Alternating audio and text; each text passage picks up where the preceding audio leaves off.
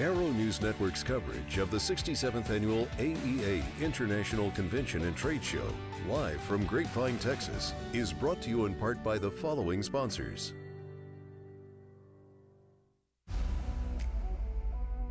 Working with Gogo has been very easy. Great partnership, growth, it's been great. Reliable network and a reliable system to install. The upgrade, 100% worth it.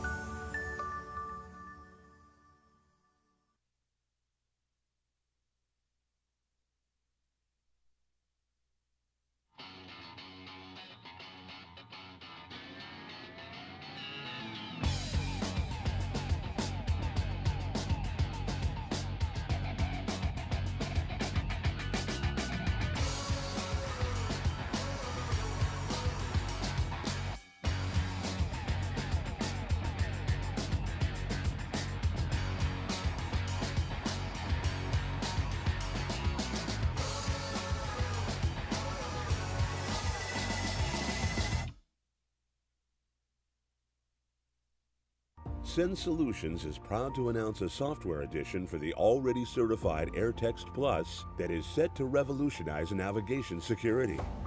This is the first independent spoof-proofing product on the market, designed to keep your navigation system accurate and error-free. Your exposure to spoofing is growing as the technology becomes more readily available.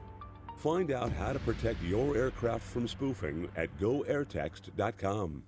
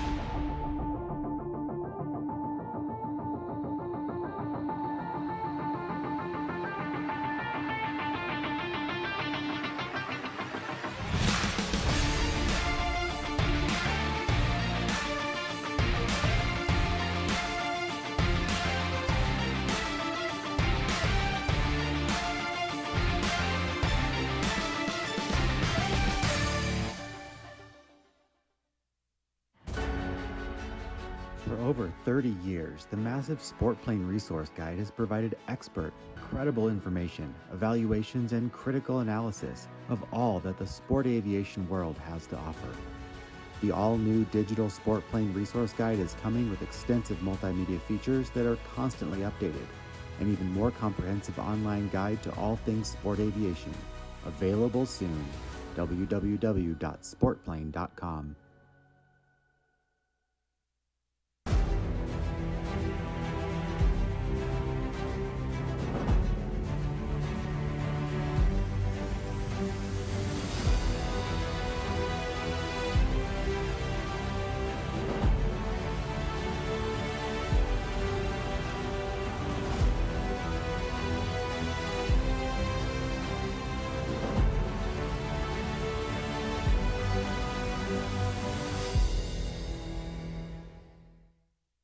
Are you ready to ace your FAA drone pilot knowledge test, get your remote pilot certificate, and start earning money? Well, flying a drone is a great tool that can open up new business opportunities for anyone. Realtor, insurance adjuster, videographer, or commercial weekend drone warrior, you need to fly legally. Whether you're pursuing your initial Part 107 remote pilot certificate or you need a renewal, King Schools has a course just for you. So start learning today at kingschools.com. I'm currently using the Hartzell Talon, by far the best aerobatic propeller ever come out. I use the Trailblazer. It adds performance to the Super Decathlon and dependability, and it's rugged. Hartzell's been an excellent partner for Whip Air, just in terms of your product support as well as keeping an eye on the market and developing new products that meet demand. It's helping us all have better performing airplanes. It's such a proud honor to fly behind that propeller.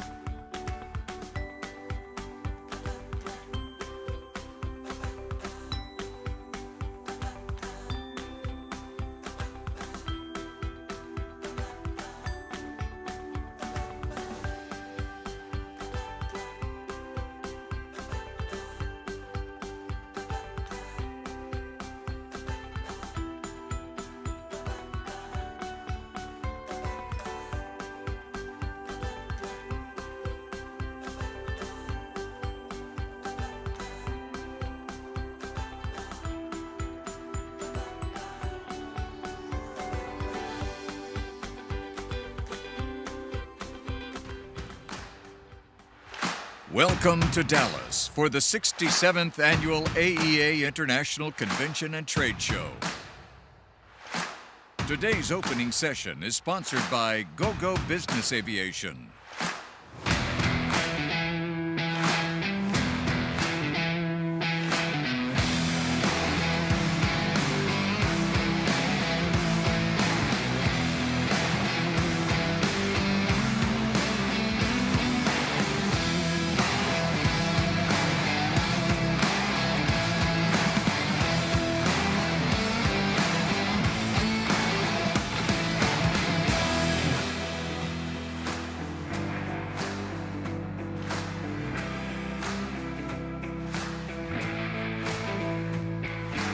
Ladies and gentlemen, please welcome the chairman of the AEA Board of Directors, Bill Hannon.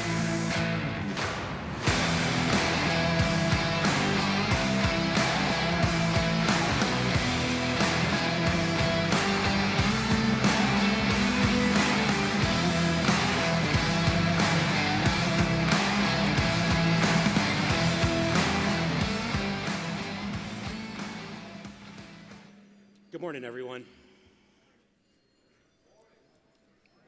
Let's try this again. Good morning, everyone. Welcome to Dallas for our 67th annual convention. As many of you already know, this is the most important week of avionics training in our industry. And we have a schedule designed just for you.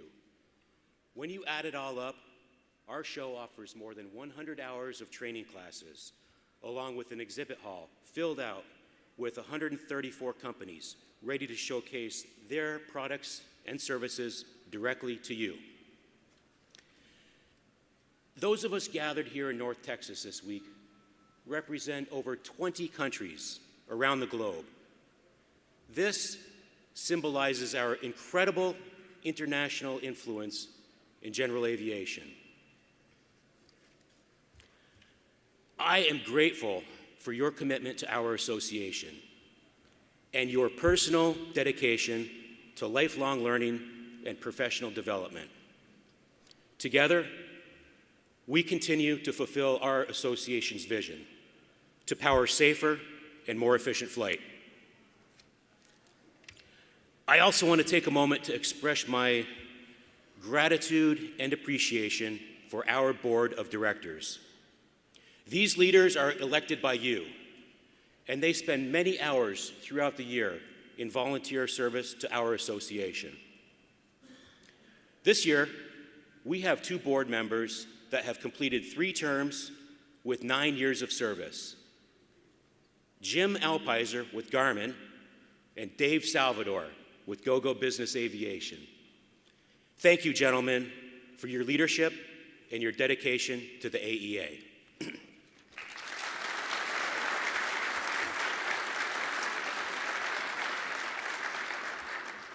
I'd also like to welcome our newly elected board members, Pat Coleman with Garmin and Tom Simon with Collins Aerospace.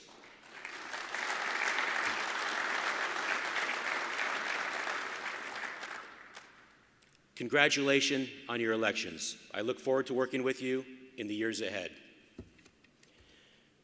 At this time, I'd like for all of our current and outgoing board members to please stand and be recognized. Let's show our gratitude for their leadership with a round of applause.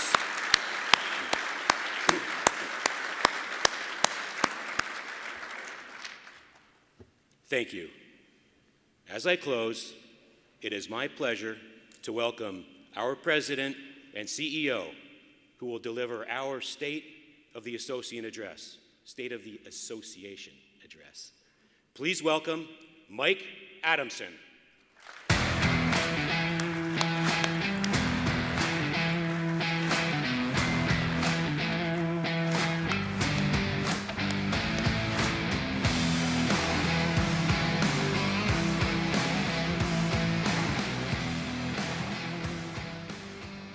Thanks, Bill. Good morning and welcome. We're excited to have you here in Dallas for our 67th Annual International Convention and Trade Show. Dallas is the birthplace of the AEA, and this is our 8th convention here since our formation in 1957. And this city helped us climb out of the pandemic in 2021 when few other cities were ready to reopen and host a trade show. We're back and better than ever in 2024. This would not be possible without the commitment from our numerous convention exhibitors and sponsors. Their support helps make this the premier event for the avionics industry. We also need to recognize that more than 1/3 of our repair station and maintenance organization members are here this week. The hardworking AEA staff and the dedicated board of directors have assembled a fantastic week with a loaded training schedule, a sold-out exhibit hall, and 4 days of networking and social events. You know, recently we conducted a poll in AEA Wired, and the majority of respondents said they were coming to the show for training, exhibits, and new products, but an equally impressive number said they were coming here for AEA's First Nighter event. And, and if you're familiar with AEA events, you know why. This year promises to be another great year with the help of Scott Davis, CEO of Dallas Avionics, and his State Fair Records Company, sponsors of the evening's musical guests at the popular Glass Cactus. We truly have something for everyone. Today we start off with 25 new product announcements, and this afternoon our training schedule has 22 different course offerings. We have more than 100 hours of regulatory, technical, and business training here this week. New this year is the SMS Summit on Friday, which focuses on safety management systems for U.S.-based EASA 145s. The session will cover developing a system that meets the requirements of the U.S.-EU bilateral agreement, as well as the needs of your organization. Emphasis will be on implementing the SMS, training employees, establishing procedures for reporting, as well as maintenance of the system, conducting audits, and measuring effectiveness. In addition to the SMS Summit, we're continuing to concentrate on the work of the delegated authorities in this industry. All designees, regardless of their discipline, are invited to attend that session on Friday. AEA's mission is to bring this community together and give a voice to this essential group of professionals. The Delegates Conference has been organized by a focused subcommittee and will be facilitated by Kevin Bruce, AEA's new Director of Engineering and Certification. Kevin has served as the association's Canadian regulatory consultant since 2013 and was Director of Airworthiness and Quality for Diamond Aircraft. A former regional manager for Aircraft Cert for Transport Canada, Kevin brings extensive regulatory knowledge and engineering experience to his new role with AEA. He will lead our efforts representing the delegate community and support AEA's expanding government and industry affairs efforts. Speaking of regulatory affairs, we have leadership here from FAA, Transport Canada, and New Zealand to round out a full regulatory schedule and tackle the topics that matter most to your business. We appreciate the participation and cooperation from these agencies. Engaging them in our business and keeping them more informed on the technical aspects of our industry is critical to getting the job done more efficiently. Regarding technical training, a goal that came out of the AEA Member Relations Committee Forum last year was to provide OEM training through AEA's Learning Management System, also known as Aero, Aerospace Education Resources Online. Avionics manufacturers and distributors were excited to announce that Aero is your solution to provide dealer training. AEA is looking to partner with companies who have a need to train their network but may not have the learning management system in place to accomplish their goals. AEA and Aero can host training, create assessments, generate certificates, provide reports, and record keeping for interested OEMs. Many organizations have their own dealer portals, but for those without a dedicated online training solution, AEA and Aero can fill the gap. If interested, come see us at the AEA booth, and we can talk more about ways to enhance your training solutions. Online training is just one of the member initiatives designed to provide more value. Last year, I announced a new addition to the AEA team to focus on workforce development. Nick Brown joined the association in June of 2023 and has spent the last 9 months leading our Workforce Development Committee and working closely with members and educators on ways AEA can establish a pipeline of talent, train and retain our current workforce, and build for the needs of the next generation. In fact, Nick has helped 3 schools start new avionics programs since his time with AEA. I would like Nick to come up on stage to share his progress and activities and how he is helping AEA members.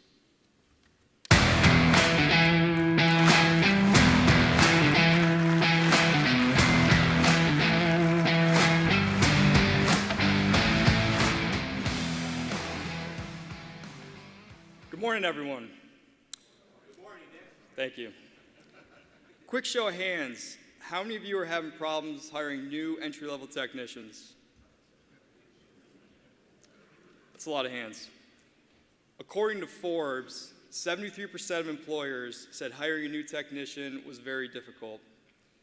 In a recent study, the U.S. Commerce wrote that if every unemployed person in the country found a job, we would still have nearly 3 million open positions. I've talked to many of you about how not having enough technicians negatively impacts your shops. It creates long customer wait lists and leaves money on the table with missed opportunities to grow your businesses. However, the AEA has the solutions to our industry's biggest problems. First, we have to show career awareness to today's workforce. Creating work-based learning programs with your local high school is one of the easiest and most efficient ways to find and train technicians. Work-based learning bridges the gap between knowledge and experience and is a low-risk way to create a local pipeline of avionics technicians. Just imagine how much more business you could do if you set up a work-based learning program with your local school. Today at 1 p.m., our Flight Plan for Talent training session will give you the tools you need to create your own local talent pipeline. In addition to building partnerships with local schools, the AEA is providing you with better ways to train your technicians. Training avionics technicians has never been easier using our online platform, Aero. We created an NCAT AET prep course to certify your new employees, and with the help of our workforce committee, we are developing new online modules such as building a wire harness, pedostatic systems, and other certifications. Wouldn't it be better to invest in a proactive training program that creates an ideal technician rather than hoping they walk through your door? Finally, AEA's commitment to workforce development isn't just focused on helping today's technician. We are laser focused on ensuring tomorrow's technicians are being prepared today. The AEA has been requested to lead the ASTM task force on building personnel standards for advanced air mobility, creating standards for soft skills training, and revising the NCAT AET certification. The success of an industry heavily depends on its workforce. One effective way to address the shortage of technicians is by investing in programs like Aero and work-based learning. These programs help develop the necessary skills and knowledge in technicians, enabling them to excel in their roles. Ultimately, our goal is to build a strong and capable workforce that thrives in this industry. Henry Ford once said, "The only thing worse than training your employees and having them leave is not training them and having them stay." I look forward to seeing you all at the flight plan for talent training session and throughout this week. Thank you.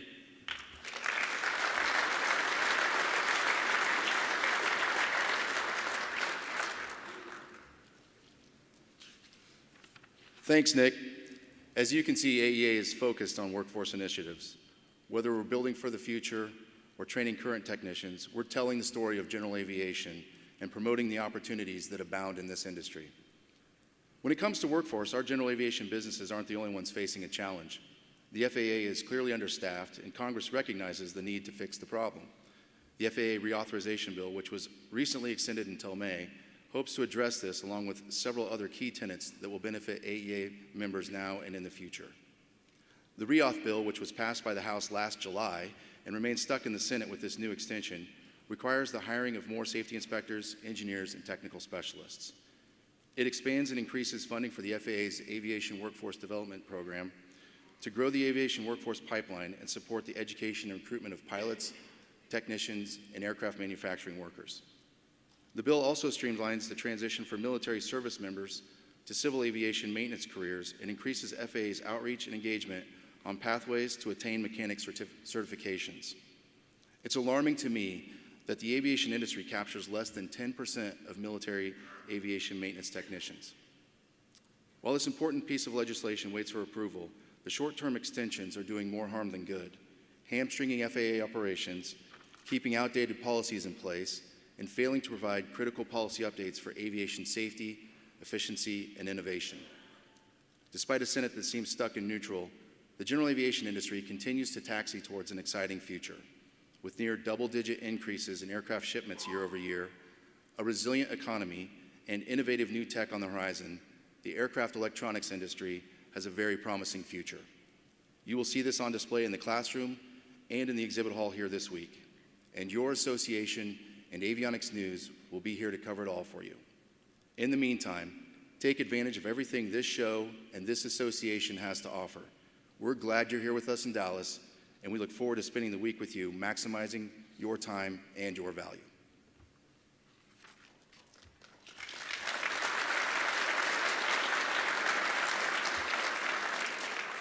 All right, now let's take a couple minutes to recognize members who've left their mark on the aircraft electronics industry. Each year, the AEA membership recognizes one individual and one company for their involvement in the AEA, their support of fellow members, promotion of general aviation, and their leadership in the industry. For the individual and the associate member company, these coveted awards are the highest form of recognition from their industry peers. Elected by you, the AEA membership, let's meet our AEA Member of the Year. The 2024 AEA Member of the Year is Bruce Graman of Mid-Continent Instruments and Avionics in Wichita, Kansas. Bruce Graman joined Mid-Continent Instruments and Avionics in 1990. Throughout his 34 years with the company, he has served customers in many roles, including Avionics lab technician, lab manager, and in his most recent role as senior field service engineer. Graman attended his first AEA convention in 1993. Since that time, he has attended a multitude of association events around the globe. His commitment to the AEA is reflected in his deep desire to support and serve his fellow members and aviators. He began his aviation career after graduating from Wichita Technical Institute, where he received an associate degree in electronics maintenance and repair technology. His technical expertise spans hundreds of product types, from weather radars to airspeed indicators. A familiar face among Mid-Continent customers, Graman is often found in educational videos, helping the aviation community troubleshoot commonly asked questions. With a love for learning and helping others, Graman enjoys the people he works with.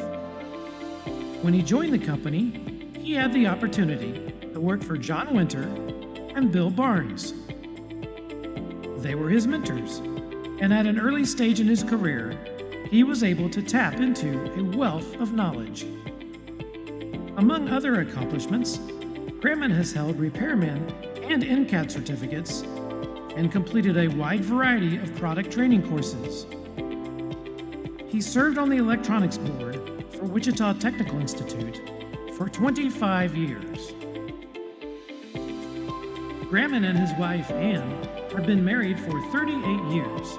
Together, they have 2 children, Hannah and Tim, and are now blessed with 2 grandchildren. Ladies and gentlemen, please congratulate Bruce Graman of Mid-Continent Instruments and Avionics, the 2024 AEA Member of the Year.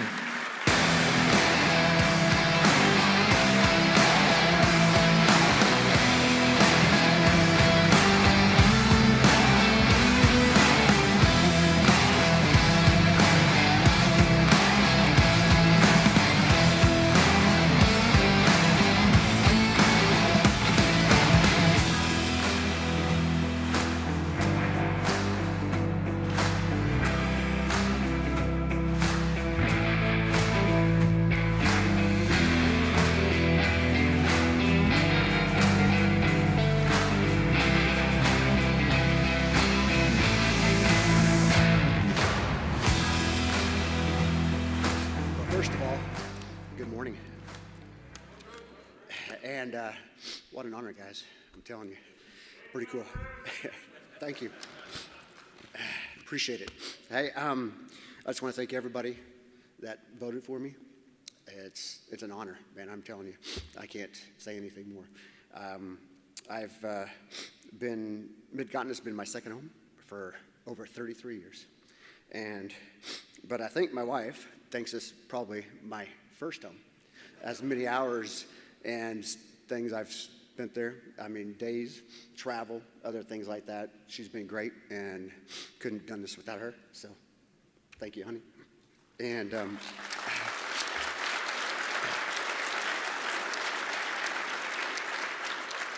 then I got to have a big thanks to all the Winter family.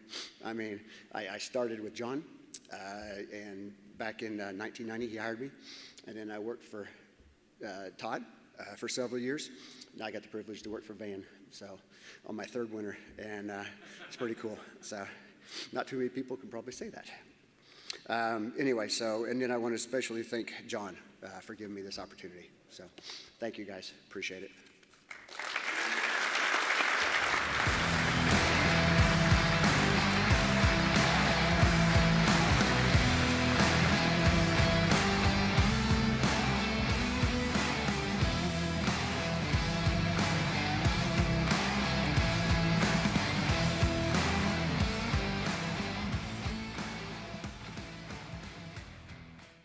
Congratulations, Bruce. And now it is my pleasure to introduce AEA's Associate Member of the Year.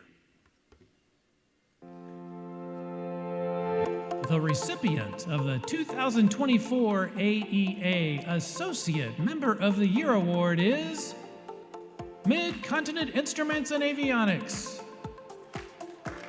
Founded in 1964, the company began as a small repair station for Wichita's growing aircraft industry and has become a top-rated overhaul and repair facility and manufacturer of aircraft instruments, avionics, and advanced power solutions. Helping customers solve problems is the key to the company's success. Mid-Continent specializes in supporting avionics shops that provide service and value to their customers. The company has spent decades enhancing product designs, refining new technologies, and establishing a respected reputation as a premier service provider and manufacturer. When Mid-Continent was purchased by John Winter in 1980, the company embraced a commitment to engineering, quality, and service that continues to this day. With the 1991 addition of a California facility and the new direction provided by current President and CEO Todd Winter, the company expanded its service capabilities, innovative product lines, and international reach. Mid-Continent currently has more than 200 employees in 2 locations, Wichita, Kansas, and Chatsworth, California.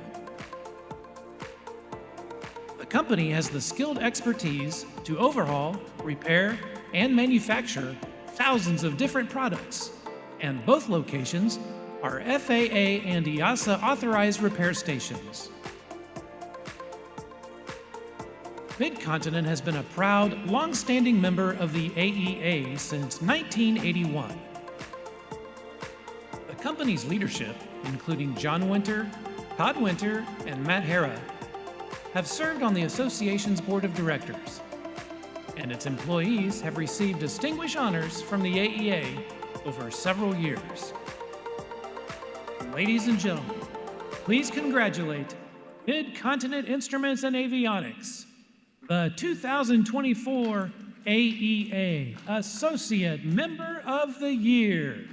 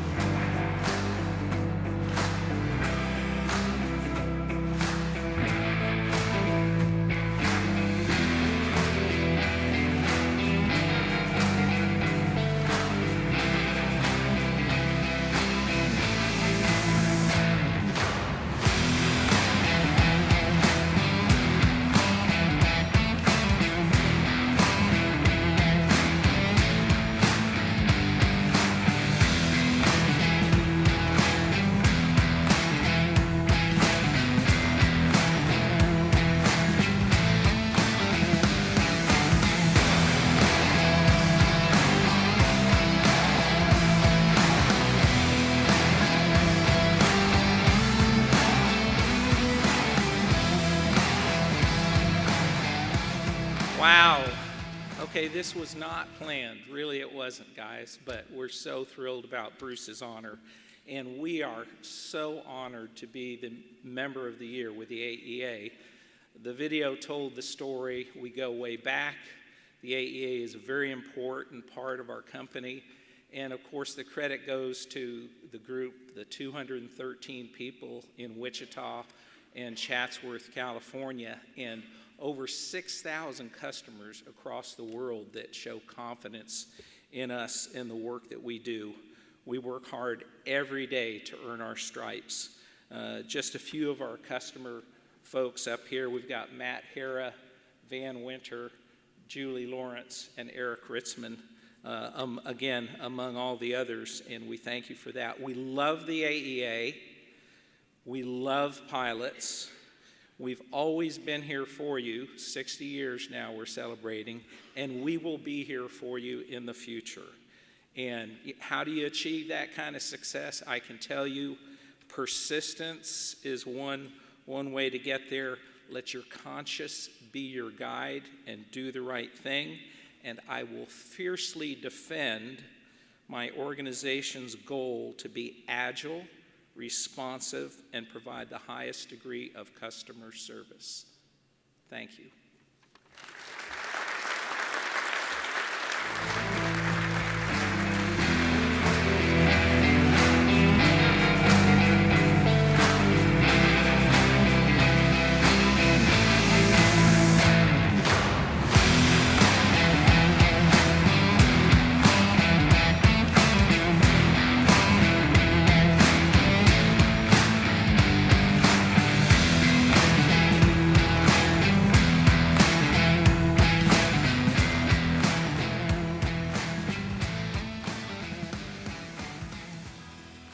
Congratulations, Todd, and congratulations to the entire Mid-Continent Instruments and Avionics team.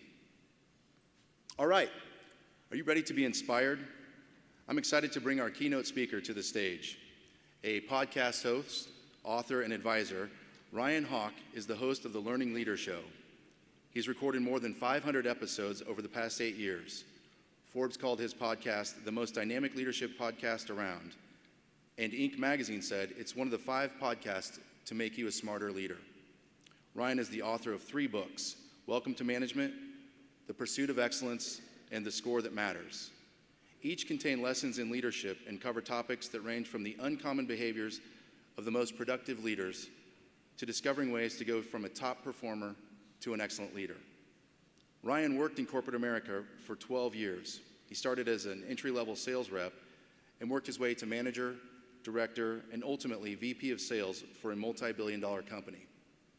When he's not recording podcasts or writing books, Ryan helps professionals be more effective through his leadership circles, one-on-one advising, and teaching in his online academy.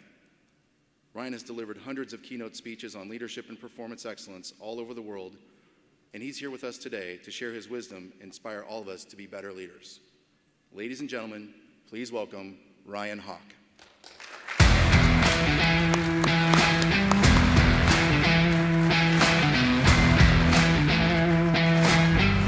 Thank you, man. That was awesome. Appreciate it. Thanks, Mike. Appreciate it. Wow, what a place. This is awesome. I really appreciate you guys having me. I'll give you a little bit of lay of the land, what we'll do together. I would urge you initially to get out something to write with because you're going to do a little bit of work, and some of you are going to get a chance to share. I love the idea of team learning through dialogue, so we're going to do a little bit about that. But I'll do a little bit of a teach first. Then I'll share with you, then you're going to share with us so that when you leave here, at least in my session for sure, you will have done some work. That's really important to me, that you have some practical applications, some things that you're going to do. So get that ready to go now. We won't do that yet. As Mike mentioned, I've recorded with 570 of the most effective leaders in the world over the past 9 years.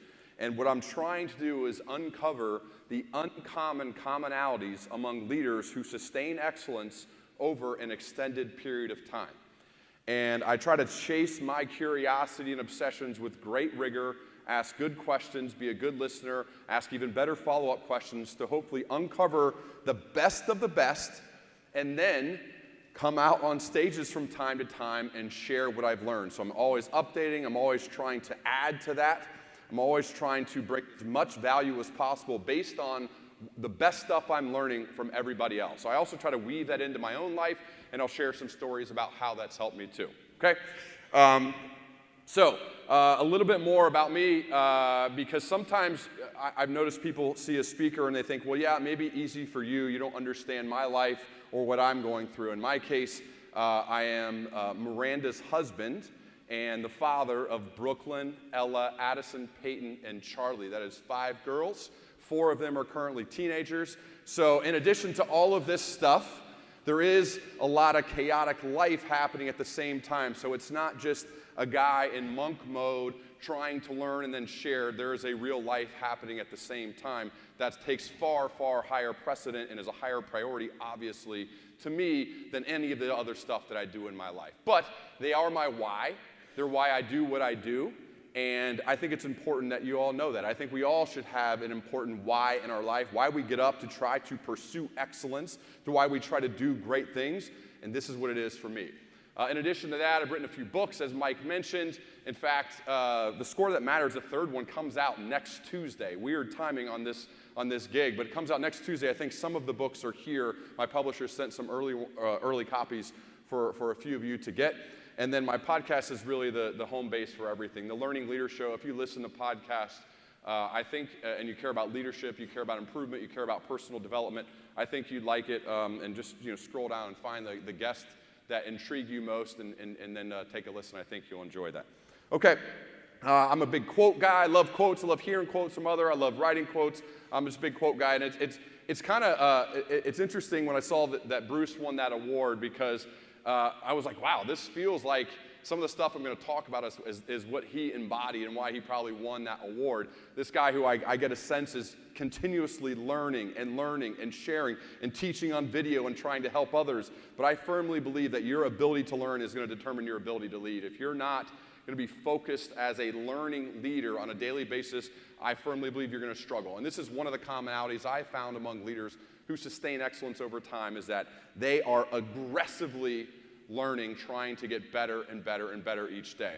I also think it's not necessarily about what we acquire along the way, whether it's possessions or even knowledge or accomplishments. It's really about the people we become in the process of acquiring those things. It's not necessarily the fact that you made it to the top of a mountain.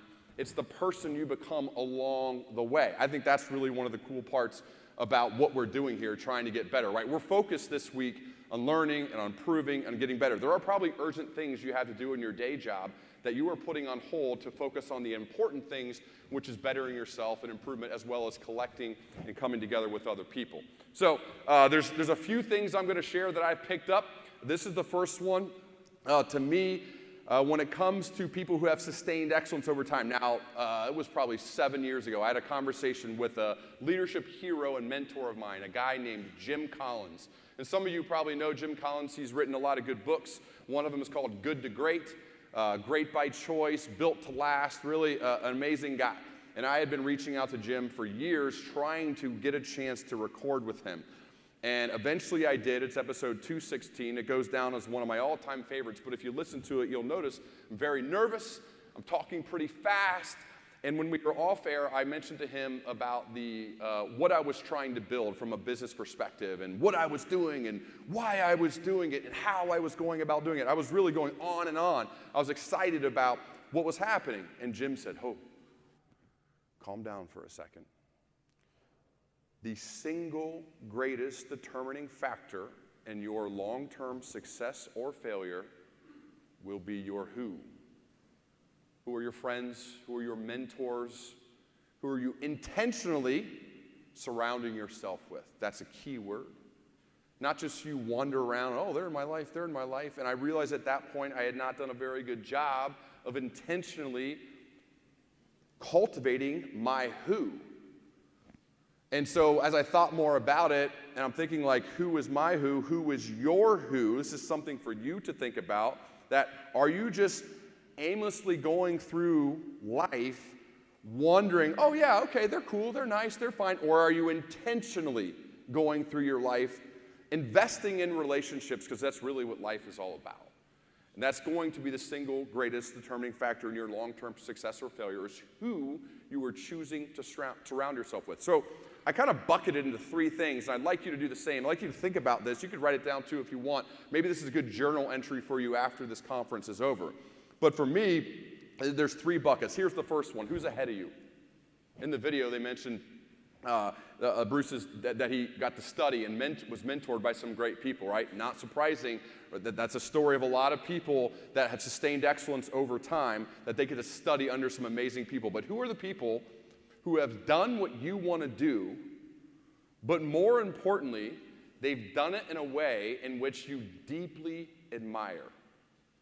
You really look up to their style, to the way they do it, with integrity, you have belief in them, with confidence, right? Who are those people in your life that you can go to talk to learn from? And I want you to rate these levels of relationships. A level 5 relationship is you have regularly scheduled time to talk. You regularly are interacting with them, whether you meet with them in person, text, email, call, whatever it may be. That's a level 5 relationship. A level 1 is aspirational, okay? Meaning you have not met them yet and you would like to. And so an action point from this meeting, I hope, would be that you reach out to some of your level 1 relationships. You write them down. Oh, I would love to meet with her. I'd love to meet with him, but I haven't yet for whatever reason. I'm going to. It's an action I'm going to take leaving this meeting, okay? So ahead of you, done what you want to do, you deeply admire the way in which they do it.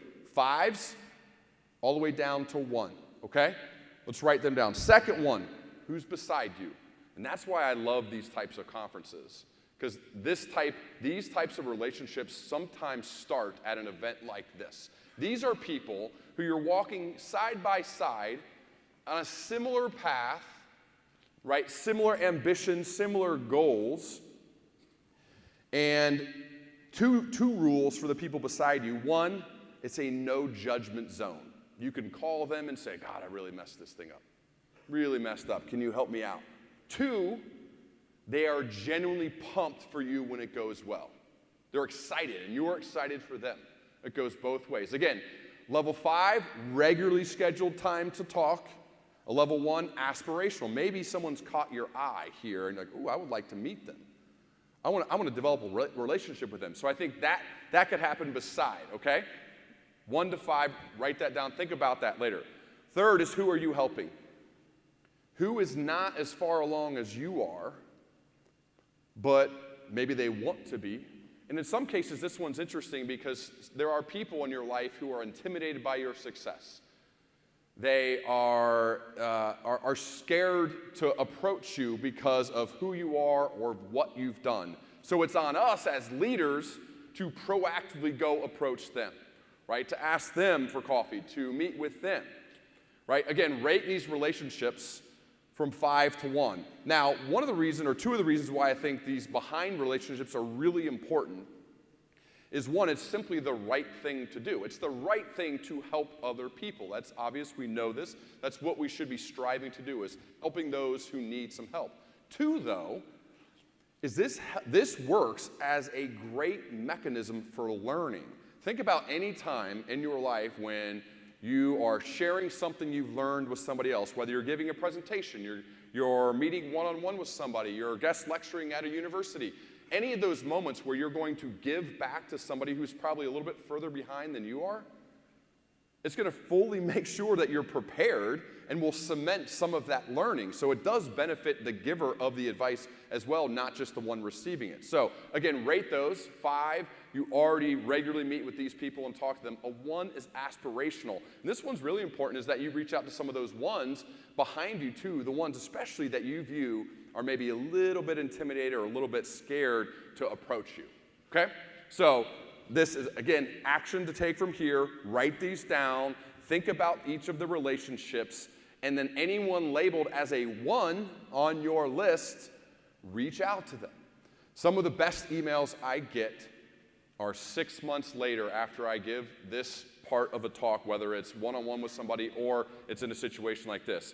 6 months later, is somebody says, hey, you know, I thought I was pretty good at that, but I actually took some action. I reached out to people that are those 1s in my life, and either I reconnected with an old mentor or I built a new relationship with somebody that I didn't previously have, and now it's changed my life for the better. The who is everything. It's your personal board of advisors that I think it's very critical that you get this one right, because that's why I put it first. That advice from Jim Collins is right, and I found it's had a transformational effect on my life by actively investing and being proactive when it comes to the relationships in my life. Okay. The second one. All right, this is when you're going to do a little bit of work, but I'm going to go first. I'll do the work first, then you're going to do some work, because we're going to share, we're going to learn about each other a little bit. This is a pretty big room to do this exercise in, but I think that might make it even more fun. So get ready to write, but I'll go first. Think of your ideas for this. I'm going to explain it, but think of your ideas for this. I think we have microphones here ready. Think of your ideas for this as I'm explaining mine. Maybe even jot some of your own notes, and then I'm going to look for some people to share. Okay. I believe that all effective leaders have a code. They have something they live by. They have an ethos. They have beliefs, and they try their best to live up to those beliefs, to that code, so that others are then inspired to follow them. And so this defining your ethos is an exercise I've done with one of my good friends named Brooke Cups, and we've been doing it for years now. We wrote about it in our most recent book, and I think it's important that everybody do this. I think you can do this for yourself as well as do it with teams that you lead. Okay, so I'll share my ethos, some of my beliefs and what they are and why they are, and then you guys are going to get a chance to share. I'll give you some time to take notes, and then we'll bring the mics out and you'll share, okay? So my ethos, the 3 images, and I like to use images because it brings these things to life, okay? We're trying to bring them to life, so think of your images as I'm sharing mine. Mine are the hawk, the edge, and the stairs. The hawk, the edge, and the stairs. I'll explain why. First is the hawk. So my last name is Hawk, and so growing up, people would actually gift my dad hawks that would sit on his desk. He had many of them in our home, spare bedroom, in his office. Literally like stuffed hawks. It was kind of weird, but I got kind of into the fact of studying the bird because of all of these gifts that I saw, and I noticed that there's some interesting things to learn about a hawk, and this is why, even though I'm not choosing it just because it's my name, although that does play a role, there's some things about them that I identify with that I think are important. So one, a hawk, what they do, for those of you that don't know, and I don't expect most of you to know, right, they're soaring birds, right, but what they're really good at is their eyesight is actually 8 times better than any human, right? I don't necessarily know how they judge that, but that's what the science says, 8 times better than any human. And so they're soaring, and they have to notice things. And I think from a leadership perspective, we need to be professional noticers. I need to be noticing what's going on. I need to be observant of what's happening. So I need to have my eyes wide open, looking for what's happening in the world of leadership and excellence and pursuing excellence, right? So identify this element of being a hawk. But then the second part is that once they identify something to go after, usually food in their case, some prey, once they identify that, then they aggressively attack and they give 100% commitment to that thing that they're going after.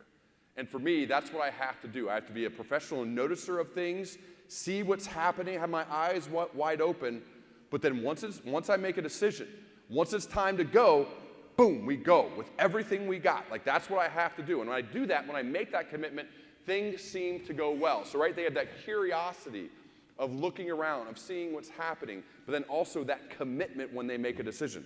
Second to me is the edge. So I think growth is all about being right at that edge of where you're comfortable or not comfortable. I think growth for me creates some sort of momentum. I have to regularly be on that edge, regularly be scaring myself, regularly be unsure if I can do that, regularly sign up for gigs with 850 people in the room to say, can you add value to their life?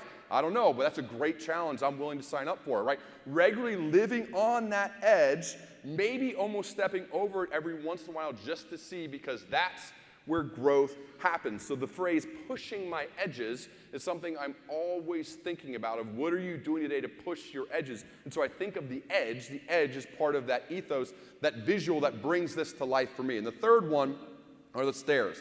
So I'm at a volleyball tournament in Orlando, Florida a few years ago. For my daughter Ella plays club volleyball. And for those of you parents who have kids who play club volleyball, you know these tournaments are long. You're there all day. They're at giant convention centers. At least this big national AAU tournament in Orlando, Florida is one of them. And I noticed that as you're leaving the convention center where all the courts are to go up to where you can get food or leave the convention center, that there are these 2 sets of escalators, and then there's also this set of stairs. And every time I'd walk out to leave, there would never be anybody on the stairs. Always people. Now, these are people who are very tall, good-looking, athletic humans, and yet definitely have working legs, and yet none of them would use them when it comes to the stairs. I didn't realize the girls were playing and the parents were watching, but it still was interesting. So I did more research on this, spoke to a guy on my podcast named Michael Easter, who wrote a book called The Comfort Crisis, and he said there's actually science behind this. The fact that a long, long, long time ago, we were, as humans, in order to stay alive, we needed to conserve our energy to either go out and hunt and get food for our family or to run away from something else that was hunting us, like a saber-toothed tiger. This is literally still in our DNA. We're still wired to be lazy. We're wired to do this because it's what's kept us alive. It's what's kept us as a species. This is real stuff. In fact, when scientists have gone out and done research, and they look at areas where there are both stairs and escalators, and in fact, 98% of people take the escalator every single time, right? Because we're still wired to be lazy. And so the stairs, to me, are just one small little thing. It's not that hard. One small little thing for me to say, I'm going to take the stairs every time in order to fight that natural tendency to be lazy, to conserve energy. And so this is just, I don't mean it for everyone else has to take this one. This is just one for me because I want to prepare myself to be able to deal with the inevitable adversity that will strike. And one small thing I can do is to work my leg muscles and walk upstairs, right? This is like in my mind saying, I'm preparing for that. I'm preparing. And so that's why the stairs are the third one for me because I know it's not my natural tendency to want to take them. And so I'm going to intentionally choose to take them. So mine are the Hawk, the Edge, and the stairs. I've given you good amount of time to start thinking about yours because that's what we're going to do next. I want you to walk out of here having actually done work. It's one thing to listen to somebody who's going to try to inspire you. It's another thing to have that and say, I actually did a little bit of work today and I know myself a little bit better. And for those who share, I'm willing to stand up and share in front of a big group of people. Okay, so here's what it is. Select 3 images or symbols. It can be anything. Doesn't have like I chose mine that those are personal to me, but think about your code, your values, what's important to you. So select 3. Some people even choose to draw these if you want on your notepad, or just write them down and explain why, right?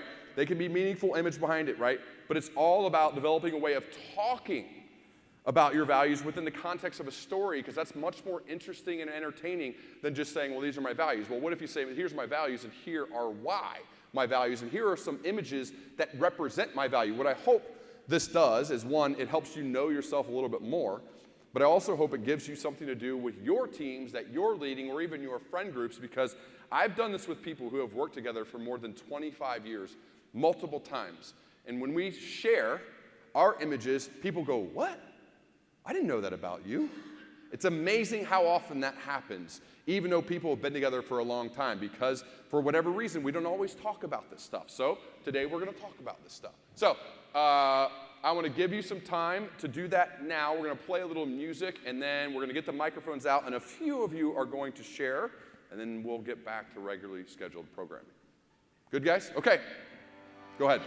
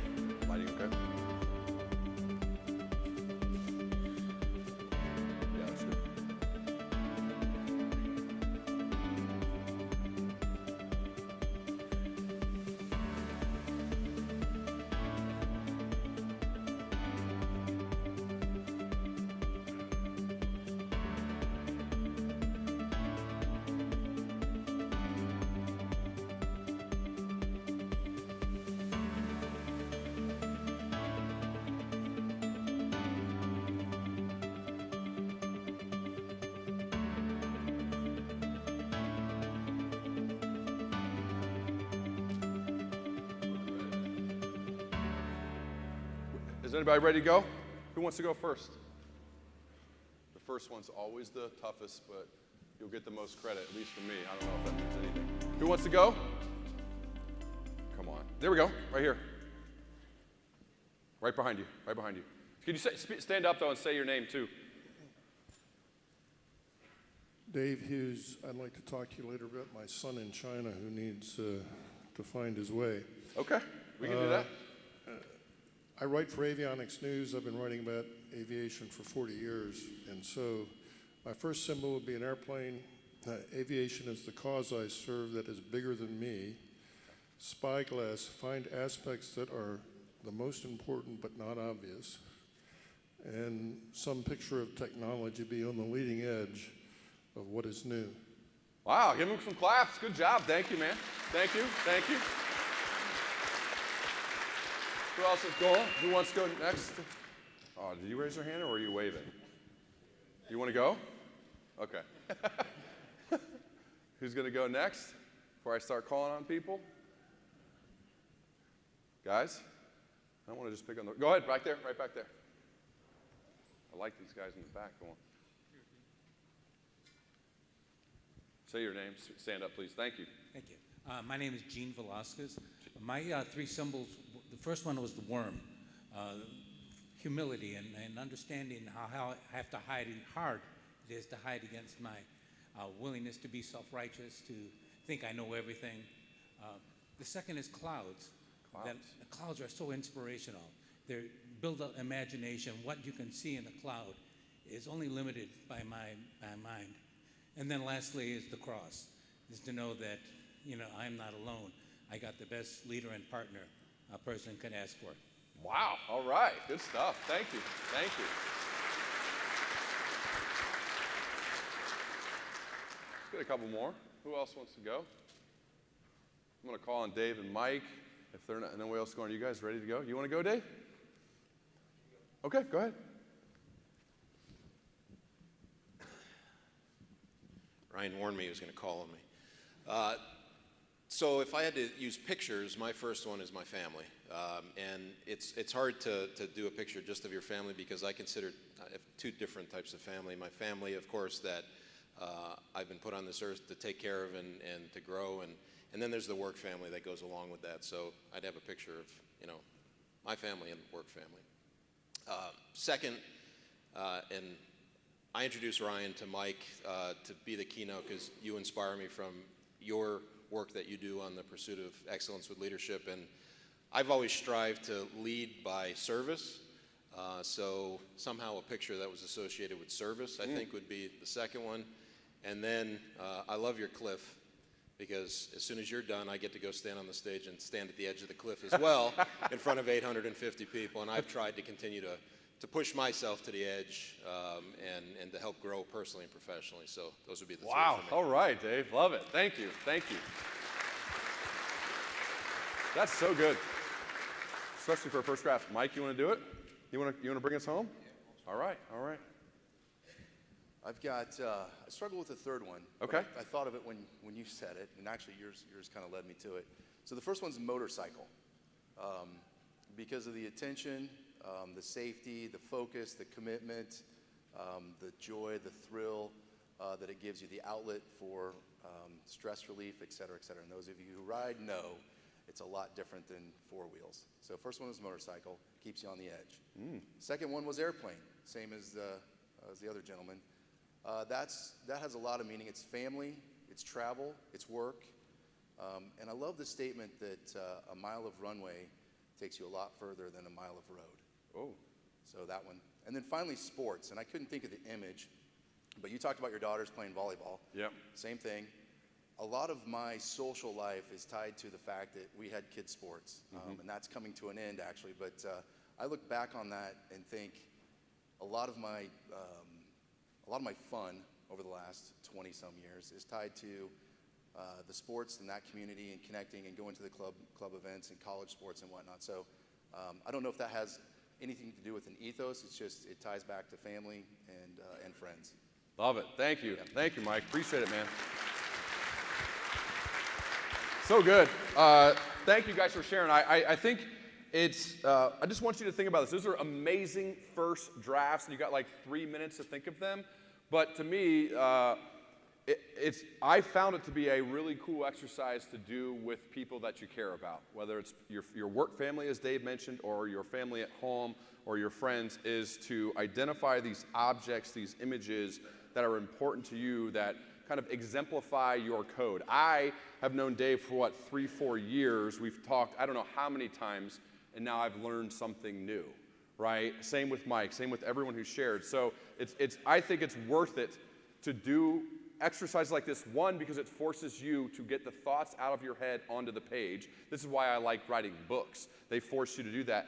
But it also then shares more of you with others. Say, this is what I'm about, right? You now know more about your president and CEO than you did 5 minutes ago because he shared some things about his family, about club sports, right? About what's important to him, about why the motorcycle, I'm like, oh, I never thought of a motorcycle that way, right? Okay, interesting. So to me, like, that's why this is one of the most cool and fun exercises to do, first for yourself and then for your team. Okay, so this goes so well with what Bill talked about at the very beginning, this idea of being a lifelong learner. This quote comes from the late, great Charlie Munger, when he was talking about the difference between people who sustain excellence over time and the ones who don't, right? I constantly see people in life who are not the smartest, not even the most diligent or the hardest workers, but they're learning machines. They go to bed a little bit wiser than they were when they woke up. I love prompts, just like I love quotes. And a prompt I can ask myself, and that you could ask yourself at the end of each day is, what did I do today to be a little bit wiser going to bed than I was when I woke up? What did I do today to be a little bit wiser going to bed than I was when I woke up? And if you can answer in the affirmative day after day after day, and you stack those days and watch that compound effect happen as you try to be a learning machine, I am betting on you. I'm placing my chips, I'm making a bet on somebody like that versus the one who is not necessarily intentional but just tries to get through the day, isn't intentionally learning, isn't trying to get better, right? That one, I'm worried about. The one, though, who makes this, has a clear intention and asks themselves this question, this prompt, I like your odds of things going well. And so I think as a group, as a whole, whether it's here as this organization, as a conference, or you take it back to your companies where you're working, where you're leading, if learning and development is a checking the box exercise for you, I'm not probably betting on a company like that. But if learning and development is something that's just embedded in your company's ethos, in the way that you operate, and it's just a part of your default setting that learning and development happens, we're intentional about it, I'm betting on that company.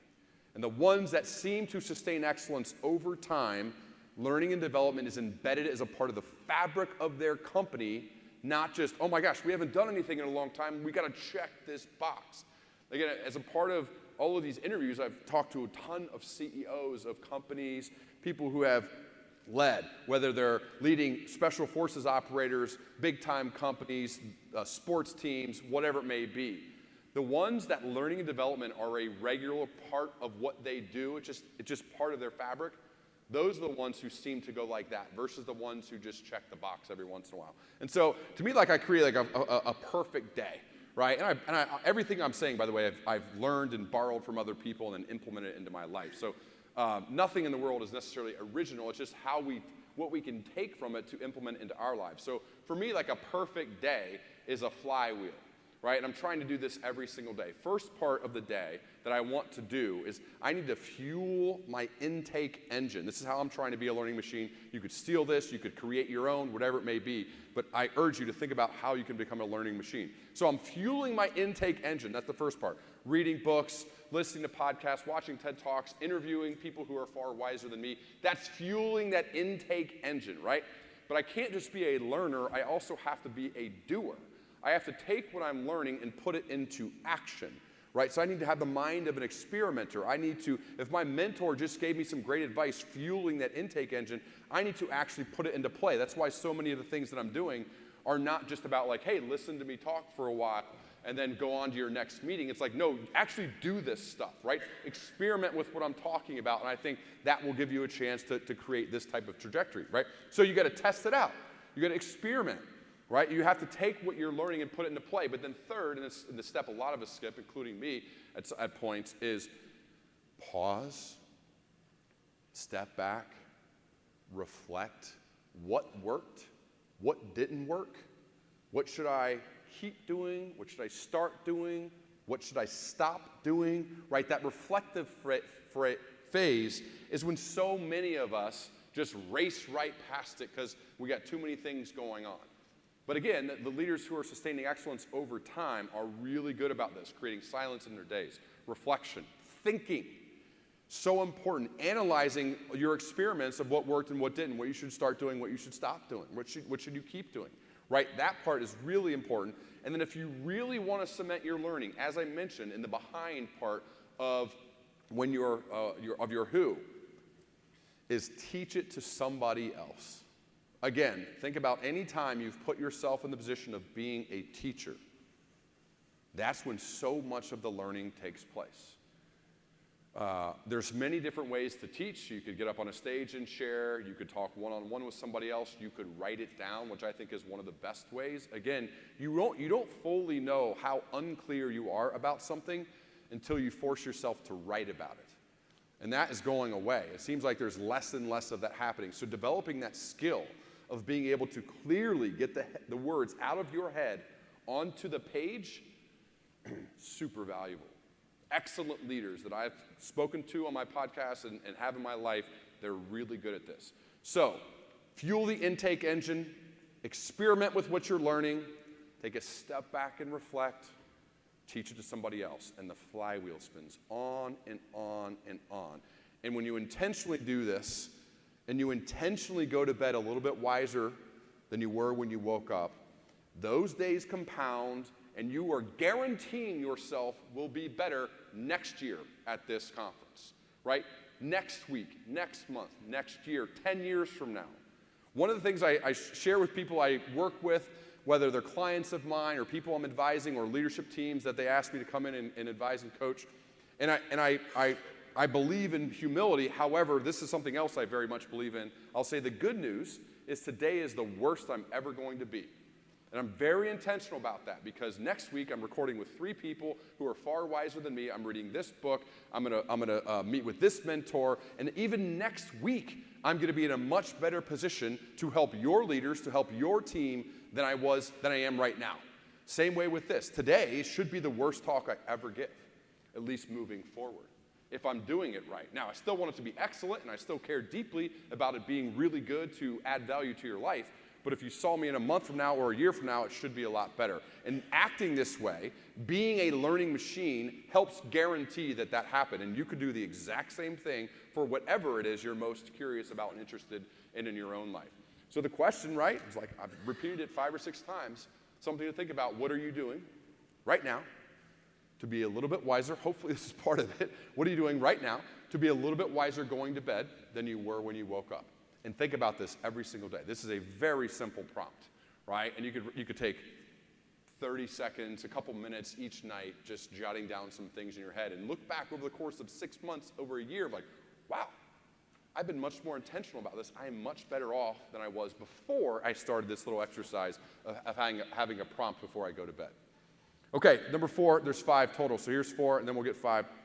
We'll rock and roll. So I got promoted from individual contributor, as Mike mentioned in the intro, the individual sales rep, to managing my own team for the first time. I was 26. I was not good. I had no idea what I was doing. And I met with a mentor of mine named Tom Ogburn. He said, hey, congratulations. You now never get to be energy neutral. And I said, Tom, I have no idea what that means. What are you talking about?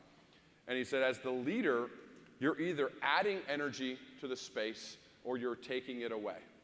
When you're just following or you're not leading, you don't bear that responsibility, but the leaders do. They're watching you. They're paying close attention to you. We as leaders are the emotional thermostats for our teams, whether that's at home or that's at work.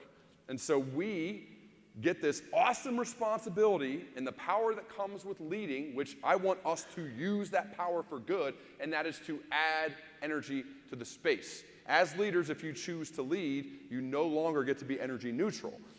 Excellent leaders, they just can't do that, right? You see that dial, we are turning it up or down. We either are giving energy or taking it away.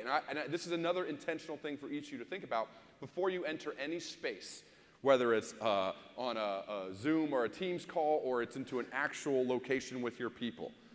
Stop for like a couple seconds and say, am I going to add energy to this space? Am I going to lift these people up? Or am I going to be a drain? Am I going to be the person that go, oh no, and roll their eyes and quietly say, I don't like that person, or they don't add to our team? Are we going to be a value-added resource or be a person who's constantly taking from that energy instead of lifting it up? And I think the best leaders, the ones who sustain excellence over time, are really good about adding energy to the space. And there's this great sign I saw at this Indiana University health system that I think kind of embodies this really well, right? Please take responsibility, right? This is an ownership thing. Please take responsibility for the energy you bring into the space.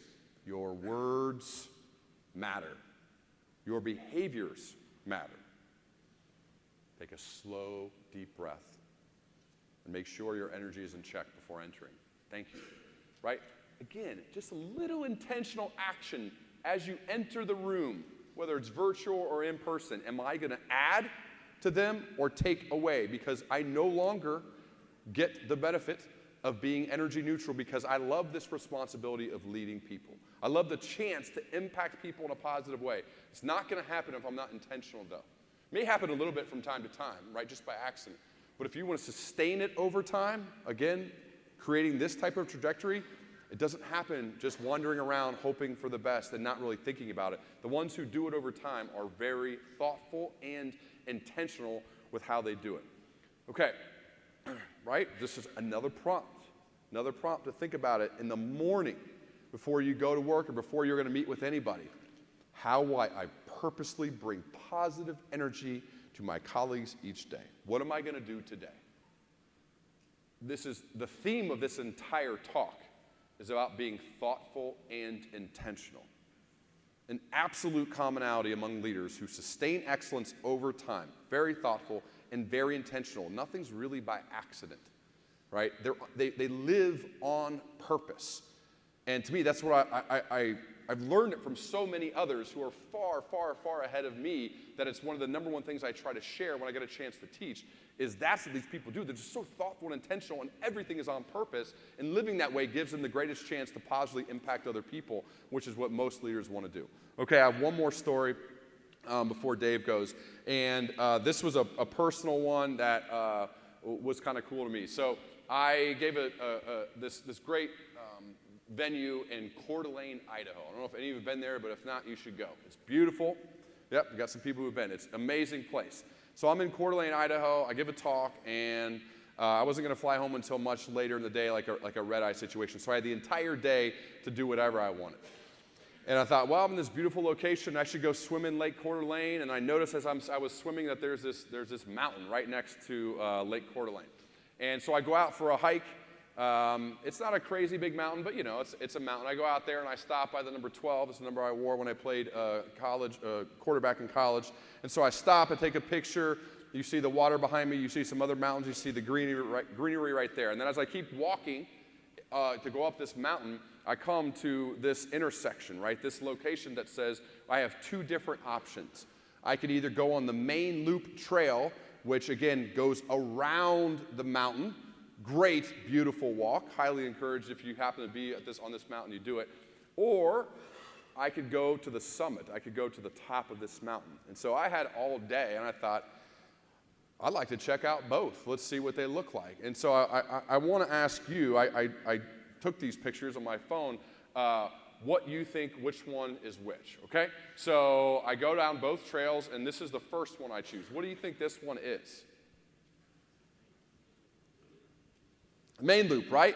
You look at it, and it looks very comfortable. You can walk probably 2 to 3 people wide around this main loop. It is beautiful, right? You're in nature. Again, I highly recommend walking in nature by yourself or with people, right? But the main loop is really nice and cozy, and it's definitely well worn. Lots of people have been on this main loop trail.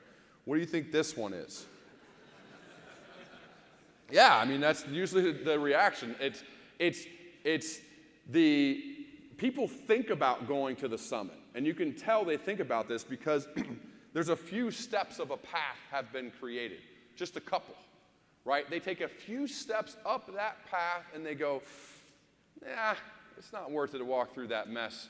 I'm turning around. So there's a little bit of a worn path for a few steps, and then they go the other way. And it was like this perfect metaphor for life. It goes along with my ethos, goes along with a lot of the commonalities of leaders who have sustained excellence over time that I've interviewed and talked to and met with, is that the ones who are achieving big things, the ones who sustain excellence, the ones who are leading people, who are influencing people, who are inspiring people, they choose that path. And they're willing to do what others won't to accomplish what others can't, and then they get views like this. But it's not necessarily even about this view. It's about the person you become along the way, right? The character you develop through going through stuff like this, right? Yes, it is nice to get this, to get up to the top, right? But really, to me, it's about looking and seeking opportunities. That's what I think, that opportunities like this to condition myself to take the stairs, to do the hard things, to prepare myself for the inevitable adversity that will strike. That's one of the few things that we know is going to happen. There are people in this room right now dealing with some real hard stuff, much harder than climbing up stairs or a mountain, right? And so I want us all to be super prepared and conditioned to handle those situations as best we can. Because as you know, from a leadership perspective, another one of the only guarantees in leadership is that stuff goes wrong all the time. All the time. And it's usually brought up to you. Like, I wonder how many calls or emails Mike gets a day of things going wrong. How many? Probably a lot, right? Most CEOs I talk to, that's like their whole job. And I think from a leadership perspective, that's the way it goes. And so I want us to be as conditioned as possible, and this never ends, by the way, as conditioned as possible to best handle those situations so that you become the type of person that gets here regularly. And it's not even necessarily about getting there, it's about conditioning yourself and the type of person you need to be in order to get here. And that's by intentionally choosing to do the hard things on a regular basis so you're better conditioned to deal with whatever challenges you're going to face, because we know for certain that they're going to come up. So what path will you choose is really the question. I've had people say, hey man, I'm going to stick to that main loop all life, and I'm 75 years old and it's served me well so far. That's fine. That's fine. That's not for me, right? But I get it if people choose that one. The ones who I've found who have made a difference, who have impacted people, typically choose the summit trail, typically choose to go that route. They condition themselves, they prepare themselves to get better and better and better each day so that when those moments happen, they're one, prepared to take advantage of opportunities in their life, and they can deal with the inevitable adversities are definitely going to strike. Okay, here are the 5, just to give you a quick reminder. Who is your who? That's ahead, beside, behind. Rate those relationships. A level 5 is you regularly meet and talk. A 1 is aspirational in all 3 of those buckets. Take action on that, especially for the ones, right? Reach out to them, give them a call, send them a note, right? Work to get together with them. And I think that would be amazing, and hopefully some of that happens throughout the course of this conference. Defining your ethos, we got some amazing shares. These are your first drafts. I would urge you to get past your first draft to a second draft, something you feel comfortable to share with the important people in your life, your team at home or your team at work. Do this exercise with them. I promise you will learn something and they will learn something about you. 3, right, going to bed a little bit wiser than you were when you woke up. That's what learning machines do. Become a learning machine.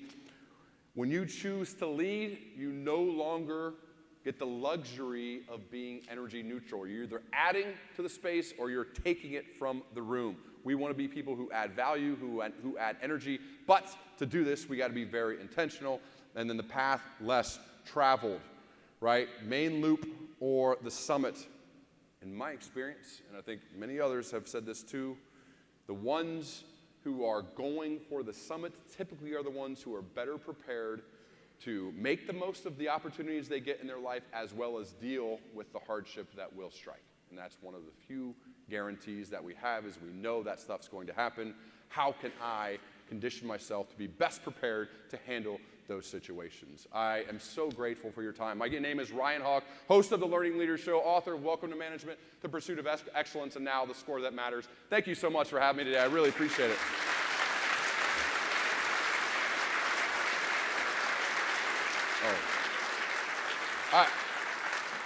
One thing before I bring Dave up here. So this is my podcast. This is what it looks like. You can text my last name, H-A-W-K, to 66866 if you want, and you'll get everything for free. There's no selling or anything, just awareness of the things that I do.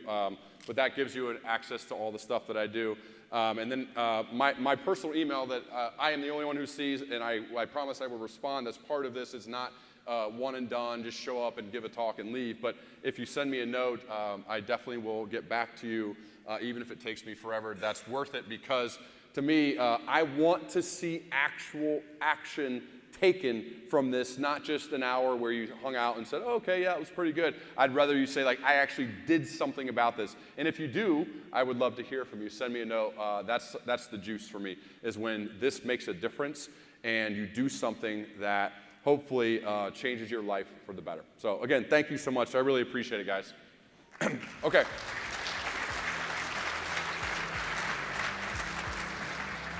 So they told me, I never got to do this before. This is my first time, Dave. They told me that I get to introduce the next speaker.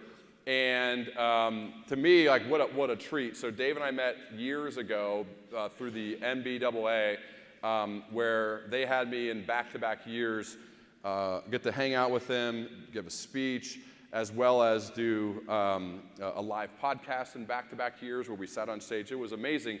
But the cool thing about it is working with Dave is that he's always been this continued supporter, has this deep curiosity. I love hearing about the love for his family, because I know how much that comes first. But to me, it's just been a pure joy to get a chance to work with the guy. And when they said he's going right after me and I get a chance to introduce him, I thought that would be really cool. So I'm pumped, and I hope you are too. I would like for you to stand up and add some juice to this room. Let's add some energy to this room while I get to introduce my good friend, Dave Salvador. Get up. Let's go. Thank you, man. Thanks, Ryan. He's awesome. I appreciate it. No.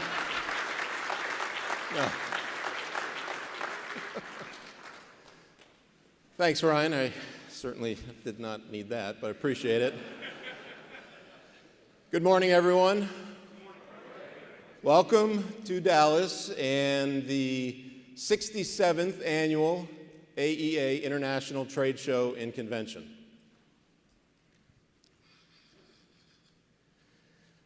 So let's think about this. Every day, more of the world gets more connected. And every day, more of our aviation industry gets more connected. And every day, more aircraft in our aviation industry get more connected. And all those connections take people. For those of you that I've not connected with in the past, and Ryan told you who I was, but I'll say it anyways, my name is Dave Salvador, and I'm a proud member of the Gogo Business Aviation family. I have just celebrated my 14th year anniversary with Gogo, and in those 14 years, I've had the opportunity to connect and work with both inside and outside Gogo some amazing people. And in early January this year, the Gogo family lost one of its amazing people, Mr. Dan Prosser.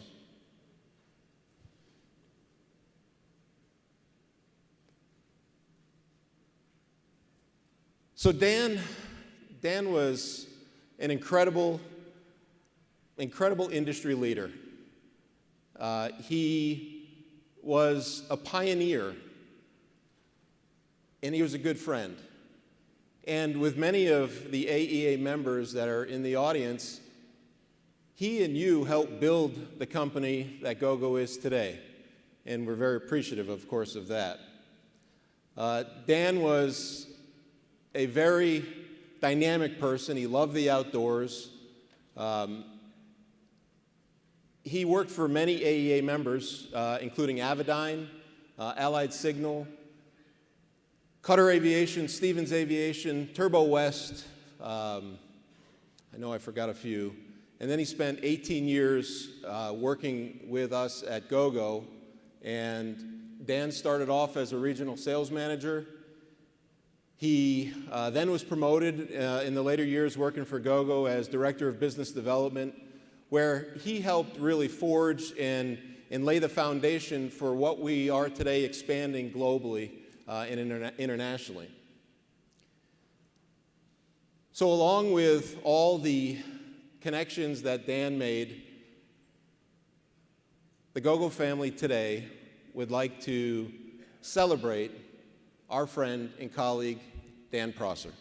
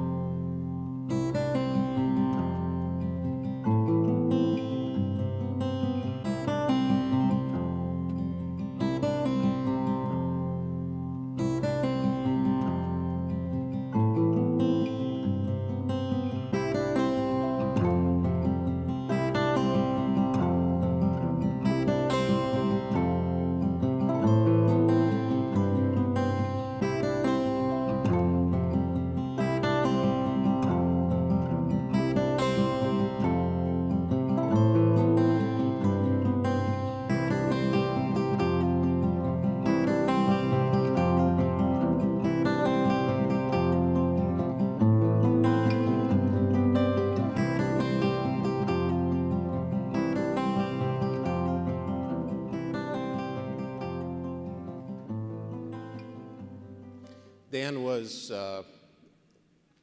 incredibly smart, incredibly funny. He was really dedicated to the service in our industry, and he served multiple terms on the board of directors for the AEA. He was vice chair and chairman of the AEA at one point as well. He was just an incredible guy, and I got a chance to work with him for over a decade in my role, and he just was a tremendous life. He was full of life, full of person, and we were honored to help grow our business together. And again, thank you for the opportunity for us to provide this tribute to Dan during the new product introduction. He really was an amazing man, so thank you.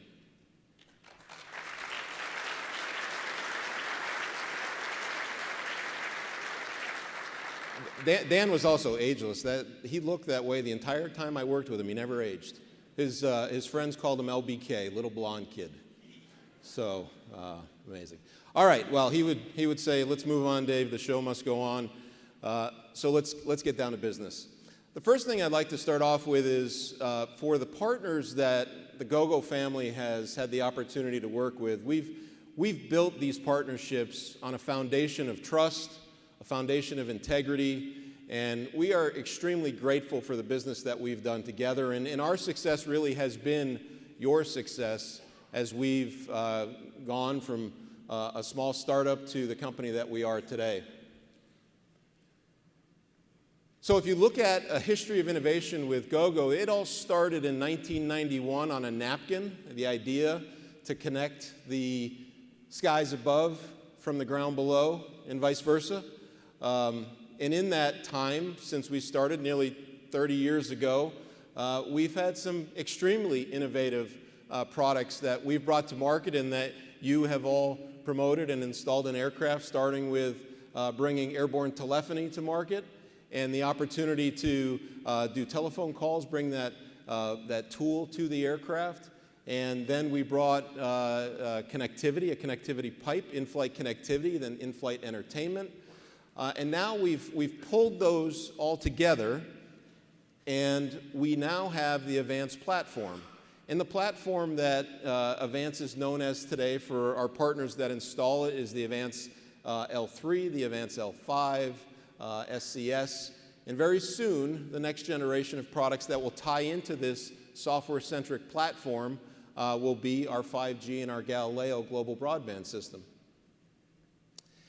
And the Avance platform, one of the benefits of this in future-proofing the aircraft by a customer, a mutual customer of ours installing it in an aircraft, is they have the opportunity to reap the benefits of a software-centric platform after it's been installed in the aircraft without having to touch the aircraft. And an example of that, which the animation just showed, is our new over-the-air software updates, which the Avance platform will actually can do an update without having to touch the aircraft and update the operating system in it remotely.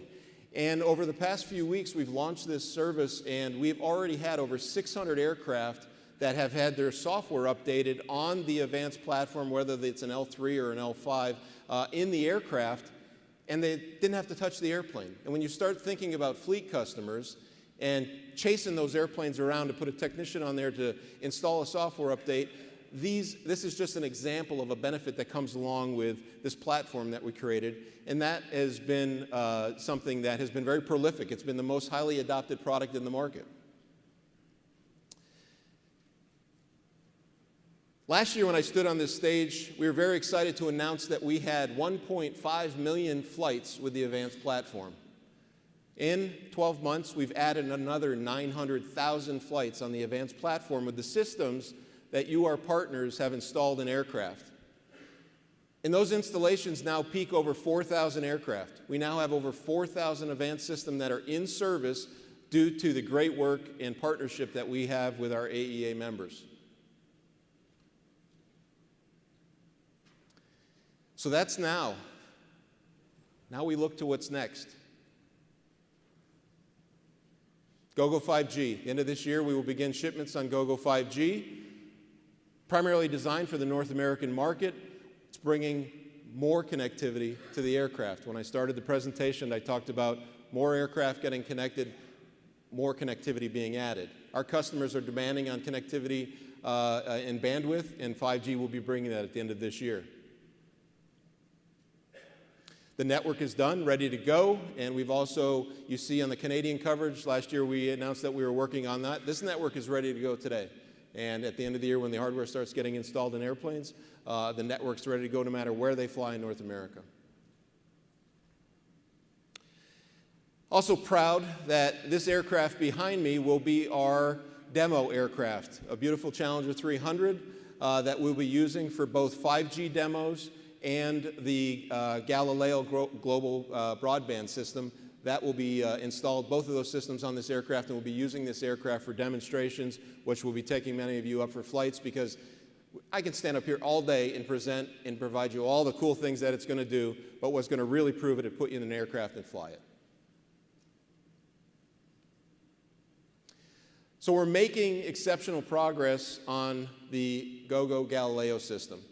And in less than 2 years, we have developed the first version of this, and the second one is in develop, the HDX. And this product is now real. This product is now, we have our first system in-house in Broomfield at our headquarters. And that young man on the right, he is holding the first unit that is fully assembled, and we have installed it on our building, and we are communicating with our partners, Satellite Network OneWeb, on that, and Hughes is our partner for the antenna. And this system is in full test right now, and this will be installed on that Challenger 300 in addition to the 5G system. And you can see that here on our, at our headquarters in Broomfield, Colorado. We also are in full transition of our existing air-to-ground network, which the 4,000 aircraft that I spoke of earlier that we've installed with Avance, and then the legacy connectivity systems that we have gone out and marketed and installed together, the classic ATG, which is now cumulative over 7,000. This network is transitioning from a cellular technology known as EVDO over to the latest LTE technology that is underway. And that will be complete at the end of 2025. And guess what? That is very opportunistic for every partner that installs connectivity solutions. We still have thousands of aircraft that need to be upgraded from the classic air to ground. And if you don't install it, I guarantee you your competitor will be doing it. So the opportunity exists today to upgrade those classic air to ground networks, because at the end of 2025, all those aircraft that are unconnected will not have internet on board. And we don't know in our industry how important more connectivity is. And that's where the opportunity exists in the business that you and I will, we will do together to upgrade those customers to the advanced platform.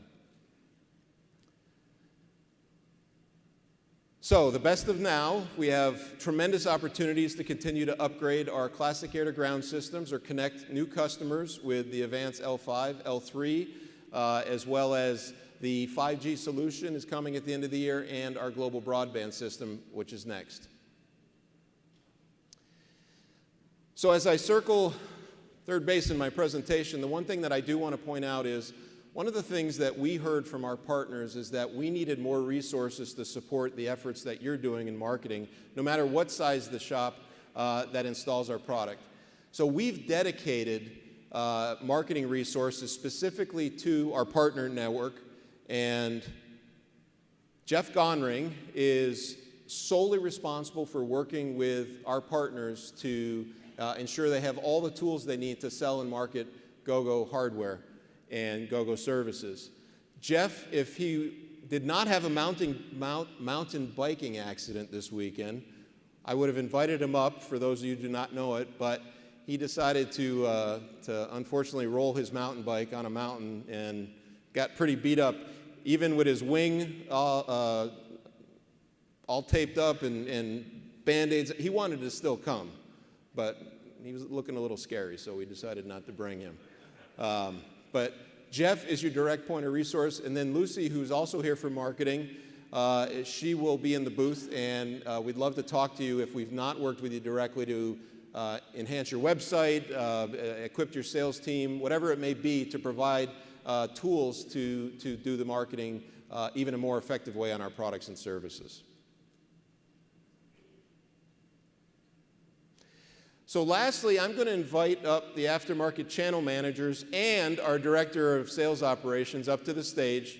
Number one, from a recognition standpoint, because they're the ones that are the boots on the street that work with you all. We have Russell Atochitz, we have Chad Ostertag, we have Brandy Roberts, Annette Shine, and then the world-famous Andy Fernandez. Or infamous. So as we talk about my role, and Ryan asked me to talk about the Gogo family. This is only part of the Gogo family that I'm honored to work with. I live to serve, to give them the tools to help do their jobs better, to help you do your jobs better, and all of us make stronger bottom lines to our revenue. But today, we were going to have T-shirt guns to shoot these T-shirts out, but there is a lovely glass chandelier right above this side, and Annette would have nailed it and showered glass on everybody on the stage. So I spoke about Dan Prosser earlier and how much of how funny he was. One of the things that Dan did is he stood on this stage over the years doing new product introductions, and there was always a sense of humor that every one of his presentations had. And my all-time favorite, for those that remember, was when he was with Avidyne, and he was talking about the Avidyne Flight Max. And up on the screen popped up President George W. Bush and kept interrupting his presentation and kept doing Flight Max. Does anybody remember that? Yeah, that was one of my all-time favorites. So in the spirit of Dan Prosser, we thought we'd have a little fun and toss some T-shirts. Now I have one of these T-shirts here. And these we had specially made up for the event, and it has Gogo on the front, and it has a bit of an homage to keep them flying, keep them connected, that idea. So these T-shirts, we're going to try not to peg anybody over the head, but the team's going to throw them out, and then we'll get off stage and new product introductions will begin. So ready? Yep. Go for it. That means you have to pay attention.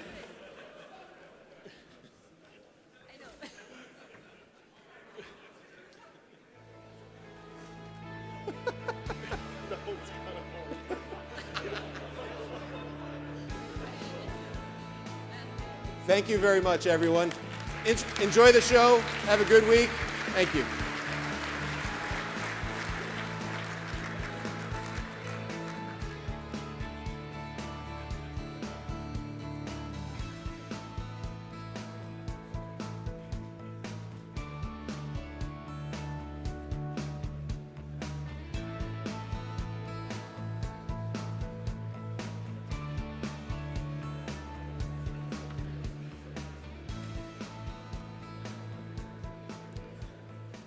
Good morning, and thank you for my time, or your time. My name is Steve Broderick, Distribution and Business Development for AEM.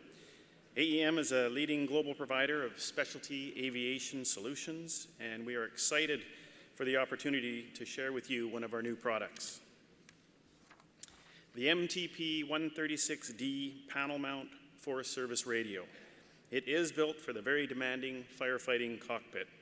Flying in the crowded, smoky environment of fighting fires makes communications essential, and your communications equipment has to work. The MTP-136D's extended transmit duty cycle. It was designed with air attack at the forefront of our minds. We know that long transmit times are essential for coordinating resources on a fire from the air. The radio needs to keep up. The large NVIS-compatible screen. The firefighting pilot's job is complicated enough. They shouldn't have to navigate through multiple screens to find the information they require. An intuitive, menu-driven interface. Pressing the menu button displays an operation menu showing all you need to see in order to edit frequencies or tones, or, if the situation warrants, change a setting on the radio. There is an expectation with new technology that you should just know how to use it. USB-C programming, no more proprietary cables. You can use any commercially available USB stick. It's a plug-and-play replacement for the most common existing legacy radio using the aircraft's existing wiring. An example of how this radio was designed to make the pilot's life easier, you can easily edit transmit tones for repeater use. We learned during the development that editing the transmit tone is sometimes done multiple times during a single flight. We made it easy. And the tone stays visible on the screen after editing, so you know you've entered the correct tone. Create your channel list in the AEM Radio Profile Editor. It is super intuitive and extremely easy to learn. Just copy it to a USB stick and load it into your radio. You can also email the list to personnel in the field. They can view, edit, and copy to a USB stick right from the phone. The radio supports 40 zones and 5,000 channels. You divide your channel list into geographic areas so that no matter where you're flying, your radio has the channel list already loaded and ready to go. It has the USFS required P25 guard receiver, narrow and wideband capable, full CTCSS and DCS tones, and it is DO-160G qualified, ensuring that it is rugged enough for the firefighting aircraft. Our program manager is doing a training session on how to install and operate the MTP-136D. It's tomorrow from 8:15 to 9:15 in the Davis 3 room in the Vineyard Tower. We will be at booth 320 and we'll be more than happy to show you firsthand what a great job our design team did. Thank you very much.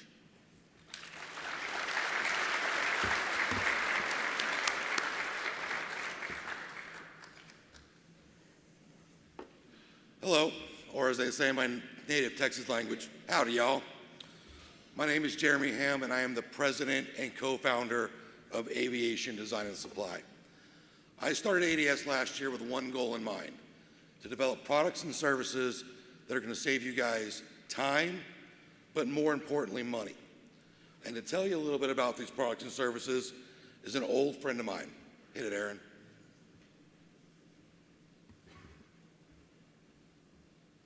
Hello, I'm Jay Ham. You may remember me from such things as The Amy Show, or this picture, or perhaps that picture.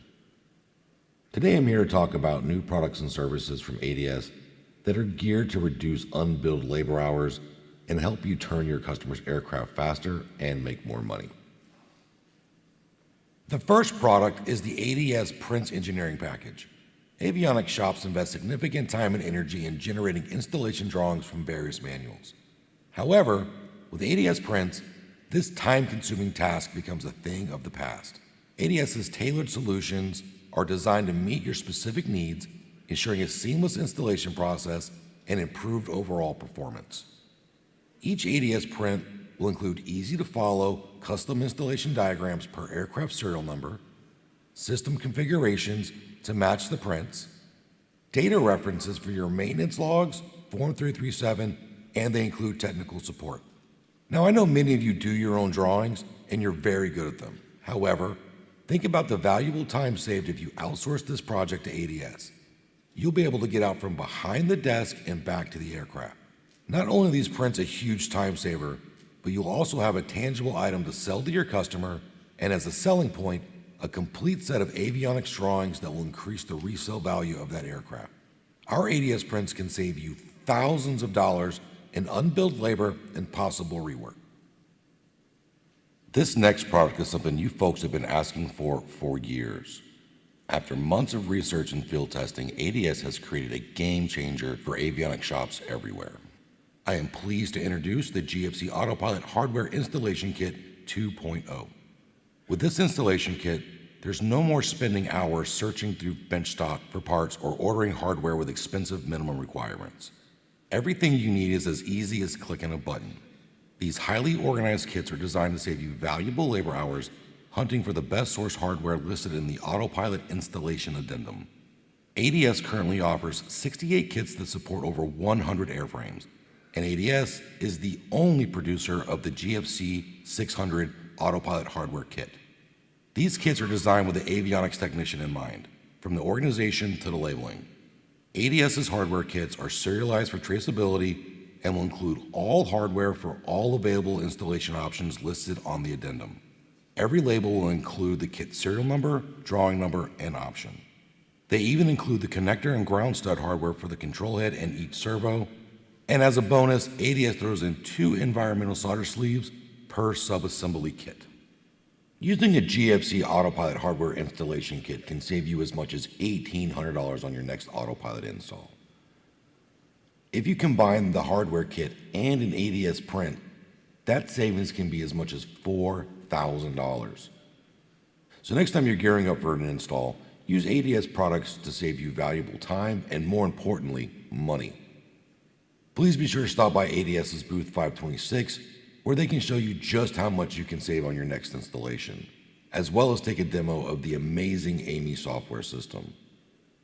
Also stop by the exclusive distributor of the GFC Autopilot hardware installation kit, Edmo, at booth 525. They will have kits on hand, and you can ask about valuable show specials. Until next time, I'm Jay Ham.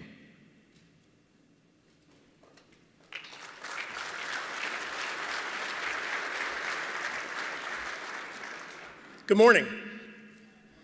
I'm Van Winter. I'm the Director of Aftermarket Sales and Support for Midcontinent Instruments and Avionics and True Blue Power.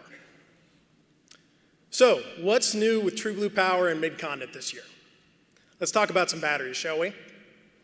The first battery I'm going to speak about is the TS28 Emergency Battery Power Supply.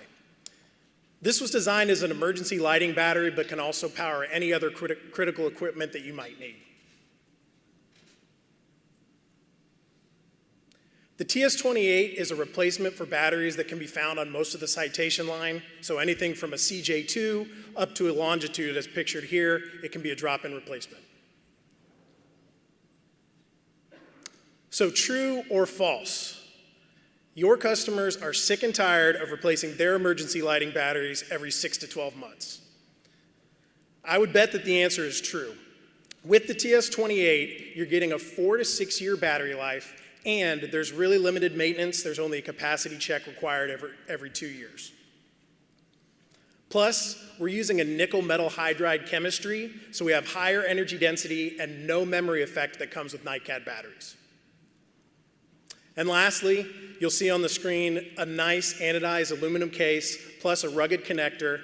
And my favorite part about this product, you can replace the batteries in the field rather than having to send the unit back in for repair. Here are some technical specs on the TS28. You'll see the power output, obviously lightweight and compressed size, and it's a replacement for the CBS 28-1, a pack that many of you are probably familiar with. Next up is the newest member of our Gen 5 battery line, the TB50. Hopefully you've heard us say over the past couple years, start lighter, start faster, start smarter, and the TB50 is no exception to these. Obviously, starting lighter, you can expect 50% weight savings compared to legacy lead-acid batteries with the TB50. Starting faster, that means cooler, cleaner engine starts, so that's going to protect the life of your engine and the components that are with your engine and the start cycle as well. And then starting smarter. So as a Gen 5 battery in our family, the TB50 has intelligent BMS that does real-time monitoring, so it's doing the monitoring live, and it's customizable as well. Plus, the new change with this battery is we made it a same size replacement for existing batteries in the field, lead-acid or NiCad batteries, so it should be easier installation and fit in many different aircraft models, a few that we put on the screen here. We've counted over 126 different models for which this battery could be applicable.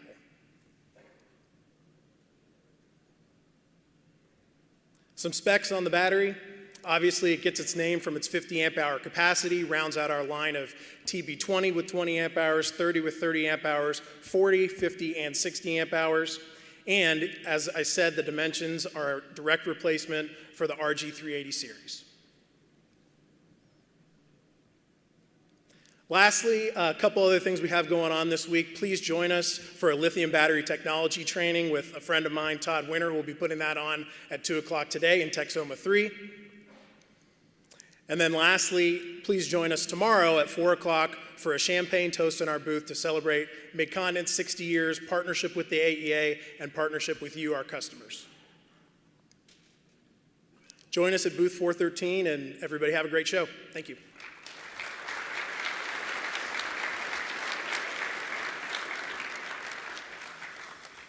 Hello, AEA members, and welcome to Dallas, Texas. My name is Brian Hart with Jupiter Avionics, but you've been seeing me up here for the past 11 years, so you already knew that. Jupiter is continually innovating and developing new products with support you can count on. This year, we have 8 new products to introduce, so let's get started. First up is the JA55-015 from our audio accessories product line. The JA55 is a Zeus-mounted panel loudspeaker driving 15 watts. If you have a need for announcements or alerts in the cabin, this might fit the bill. Next up, from our low impedance adapter products is the JA39-605 and the 875. These adapters allow you to use a low impedance headset in a high impedance aircraft environment. With easy plug and play, there is nothing to install and no power is required. Similar to the JA39s you just saw, here are the remote mounted impedance adapters. No external power is required for these either. The JB39-300 is meant for use with a single headset, whereas the JB39-401 has 4 connections allowing you to connect up to 4 low impedance headsets. From our glove box product line, we have the JA72-406. This glove box is only 6 Zeuses high. It has a single USB-C connector along with enough space to store your phone. Customers have grown to love using Jupiter's USB glove boxes over the years. It looks so much better than a flat blanking plate in the cockpit. Next, we have our glove box, the JA72-408. At only 8 Zeuses high, this gives you a lower profile enclosure with the ability to charge 2 devices. This glove box has 1 USB-A, 1 USB-C port. Last but not least is the JA72-410C. This is our first dual USB glove box with a cover. You get 1 USB-A and 1 USB-C charging port along with a cover that is latched. All of our covered glove boxes feature a torque hinge. This allows the door to stay open for one-handed, easy access when it's unlatched. Jupiter would like to thank all the AEA members for their continued support and trust. Over the years, the AEA community has provided Jupiter with various product suggestions and ideas. We make all of our products for you and appreciate all your feedback and positive attitude about our products. As always, Dallas Avionics has our full catalog in stock and ready to ship. Please come by the Jupiter Avionics booth in 812. Thank you for your attention and time, and have a successful show.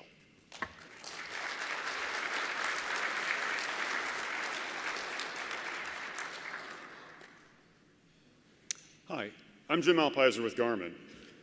We are excited to be here with you today to uncloud the future with more great new products. Let's start by unclouding the weather.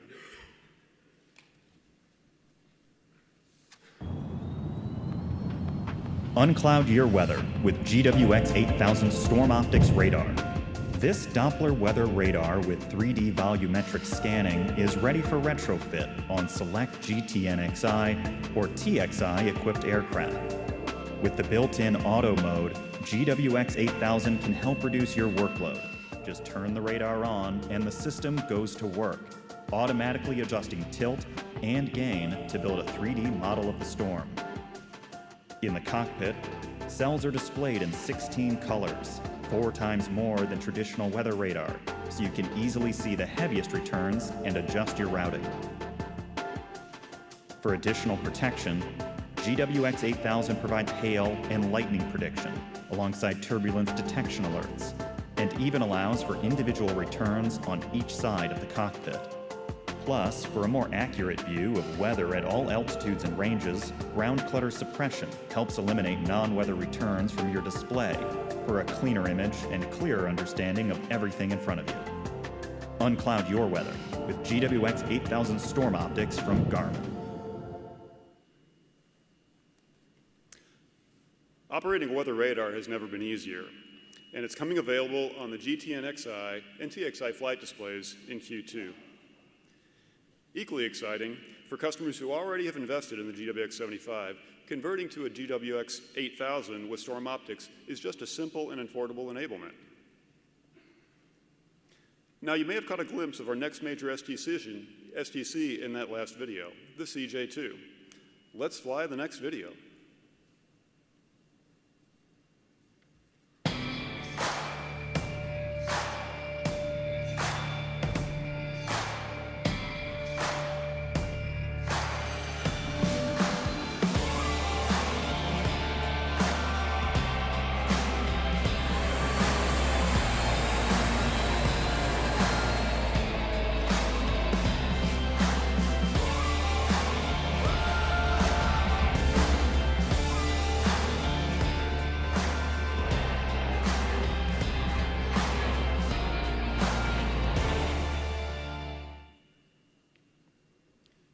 This new STC includes just about everything a CJ2 operator could want, including flight displays, EIS, navigators, autopilot, and so much more.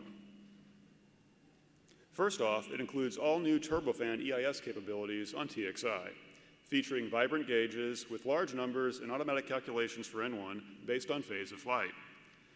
The gauges are dynamic, allowing you to focus your attention for precision. And as you get with all EIS solutions from Garmin, valuable engine data logging is included and easily shared with maintenance professionals. Highlighting integration, EIS can be displayed on the 10-inch PFD when required. The CJ2 STC also includes the GFC 600 Autopilot with a brand new controller that features flight level change mode button and a color display that provides color-coordinated annunciations with the primary flight display. And integration with GTN-XI allows for vertical navigation. The GFC 600 offers various protections and modes to help keep the pilot, passenger, and airplane safe. In summary, this STC is comprehensive, including dual GI-275 flight instruments, a pedestal-mounted display controller, and a whole host of options, including Storm Optics, remote audio panel, remote transponder, data link weather, and PlaneSync for automatic database updates, remote aircraft status, and more. So what else is new? We just unveiled our new COM and NavCom, the GTR 205 and GNC 215. It's the perfect complement to your Garmin cockpit, aligning beautifully with the GTN-XI or GPS Navigator series. And deliveries are now accelerating, so swing by our exhibit and check it out, along with all of our great new offerings. Thank you.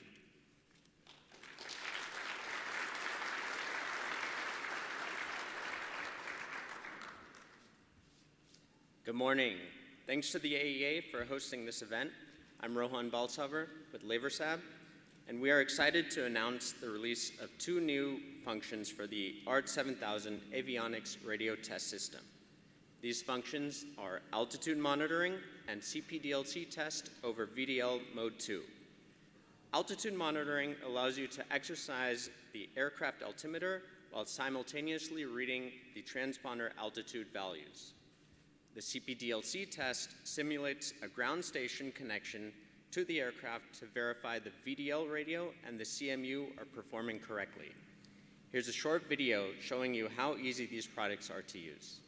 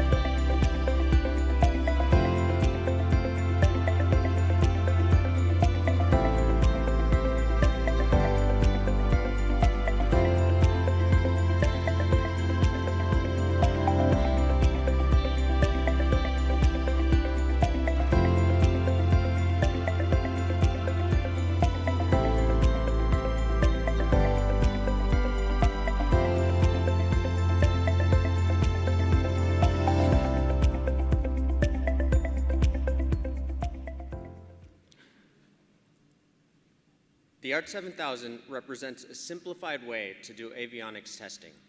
Please join us for a detailed training either today at 1 p.m. or tomorrow at 8:15 a.m., or just swing by the Laversab booth 713 for a demo. Thank you for your business and enjoy the show.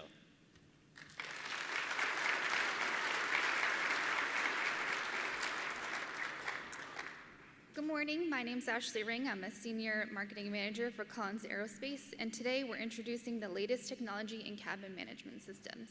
You can run the video, Aaron.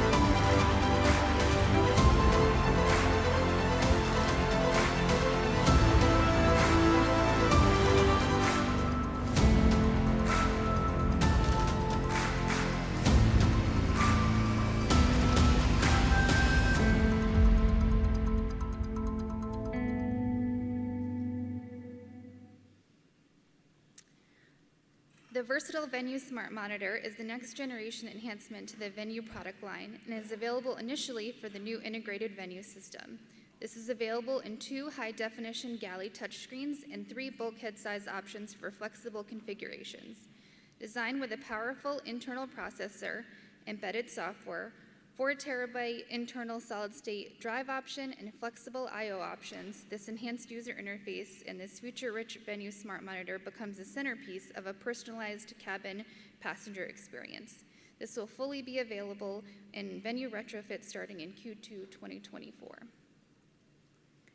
Utilizing the same hardware, we've developed a new all-in-one IFE solution that combines our Venue Smart Monitor with the latest high-definition airshow experience and entertainment packages.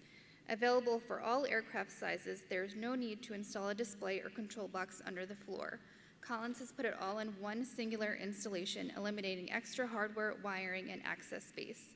The Smart Monitor enables simple software updates, third-party add-ons, and flexibility for owners to incrementally grow their IFE and CMS capabilities at a pace that fits their individual needs. Replace your standard definition monitors and map with a singular smart solution for Collins today, and equip your cabin with a peace of mind for the future. This product is set to hit the market for delivery in Q3 2024. We'll have 2 training sessions this week, each morning at 8:15, one on Fusion incremental upgrades and the second on the global AAU upgrade. Thank you, and we look forward to seeing you this week in our booth 113.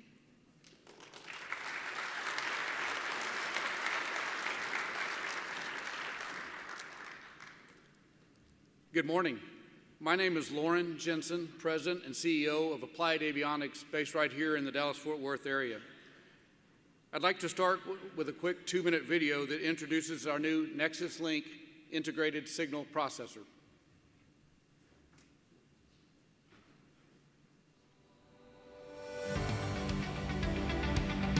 When it comes to aircraft systems, failure is simply not an option. Avionics design engineers and system integrators routinely face the challenge of effective communication between multiple devices. Solutions require data to move seamlessly and often include the necessity to make dynamic, real-time computations using the available information. Known for providing the highest quality products in the industry, Applied Avionics has more than 50 years of experience delivering solutions. Leveraging our sterling reputation for delivery and reliability, we are proud to expand our reach with our newest innovation, the DCU-120, the first installment of our new suite of Nexus Link products. Designed to function as an integrated signal processor, the DCU-120 includes a software-controlled microprocessor that provides a configurable solution to address multiple system-to-system interface requirements. With a wide range of standard I/O, the DCU-120 bridges data communication gaps while also eliminating the need for additional software validation due to its certification at the highest safety-critical level. With our unmatched blend of size, weight, and power advantages, the DCU-120 provides the industry's smallest micro form factor, weighing in at as little as 35 grams to deliver unparalleled installation flexibility. In addition, our robust development process can reduce typical embedded software development timelines from months to just a matter of weeks with no NRE charges. Ready to elevate your avionics system designs? Call your Applied Avionics sales representative or our in-house application engineers to see how the DCU-120 integrated signal processor can solve your integration challenges. At Applied Avionics, we're pioneering the next level of innovation with Nexus Link, breaking traditional paradigms in avionics designs while maintaining the highest standards of safety, quality, and reliability.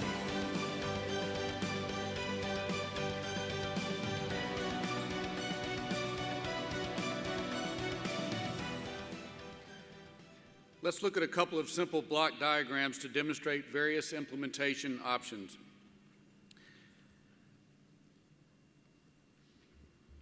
Data concentration can be as simple as reading a large group of discretes, for example, a smoke detection system, and converting them to an outbound message, assigning a specific message bit to each discrete input.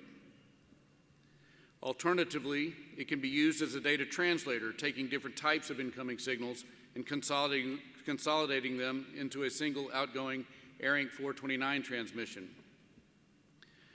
The DCU can also do more complicated data translation, like taking latitude, longitude, and timestamp data from your GPS system and converting it to a standard NMEA 183 message on an RS-232 serial bus. The final and most robust application we are seeing is to use the DCU as a state machine. In this mode, the status of inputs are monitored continuously and internally processed using math functions, Boolean logic gates, and timers to update the outputs to the appropriate states on the fly. Applied Avionics will be hosting a breakout session tomorrow downstairs at 9:15 in the Texoma 1 room to explain more about application development for the DCU 120 and to demonstrate how embedded software design time can be cut dramatically. Please attend the breakout session or come visit us at booth 612. Thank you and have a great show.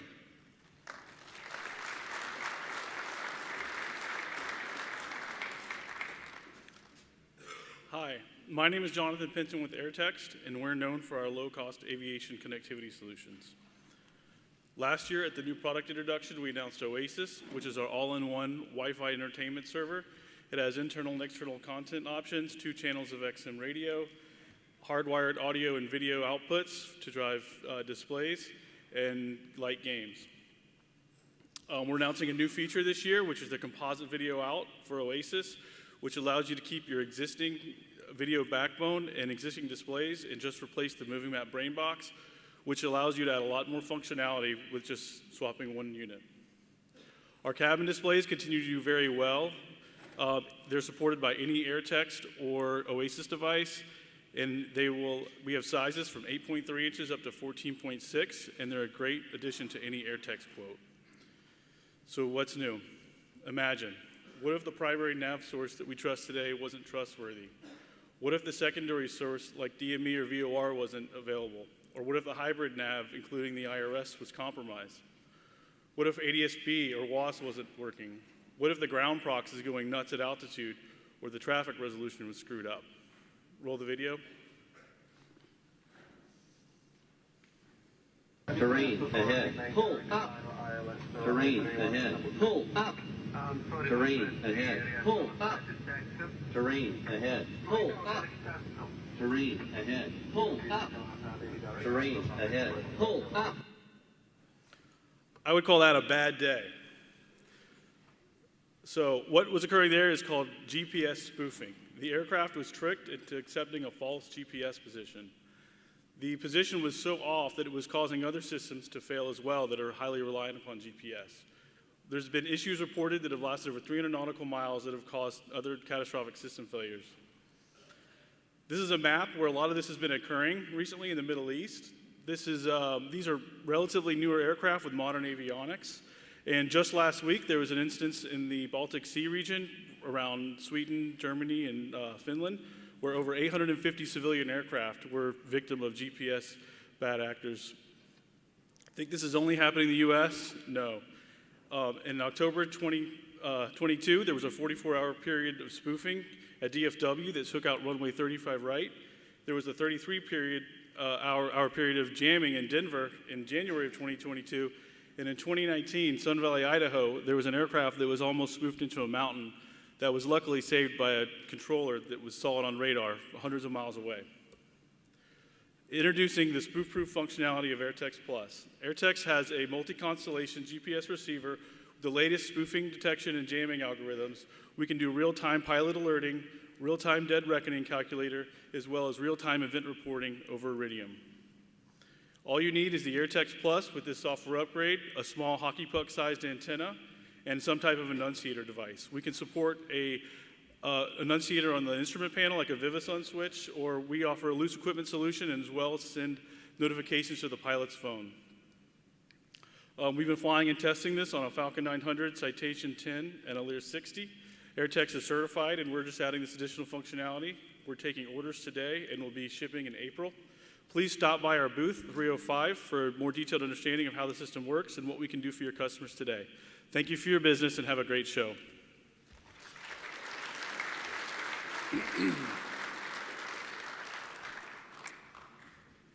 Good morning, everyone. My name is Mark Anderson. I'm with Business Development Manager for Viavi Solutions. Viavi Solutions is your premier manufacturer of avionics and fuel quantity test systems. Our new announcements this morning come to you in video form.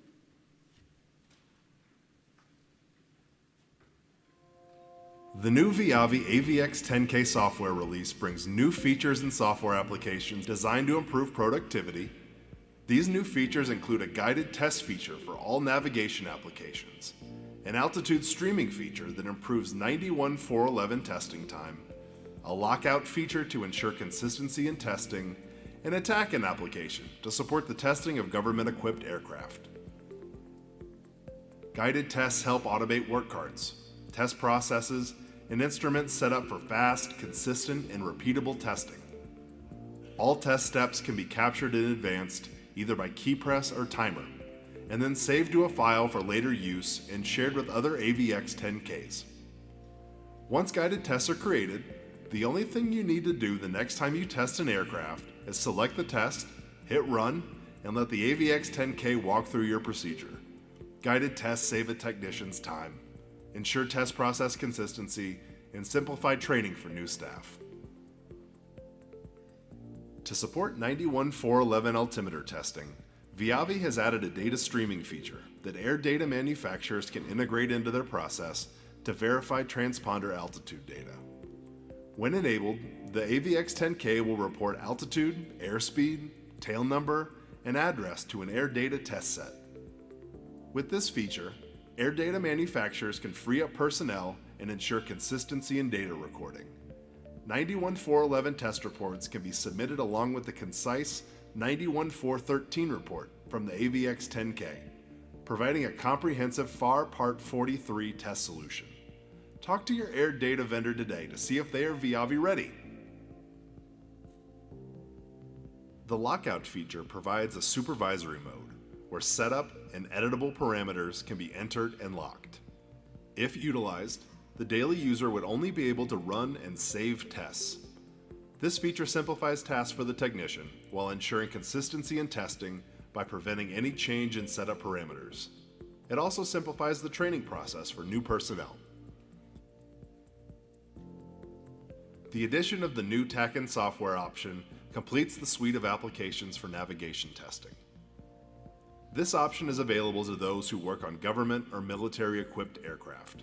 The TACAN application is equivalent to and builds on the IFR 6015 capability, with the addition of guided test. The industry is constantly evolving. At Viavi, we continuously add new features and applications to help avionics technicians quickly, conveniently, and safely test complex airborne systems.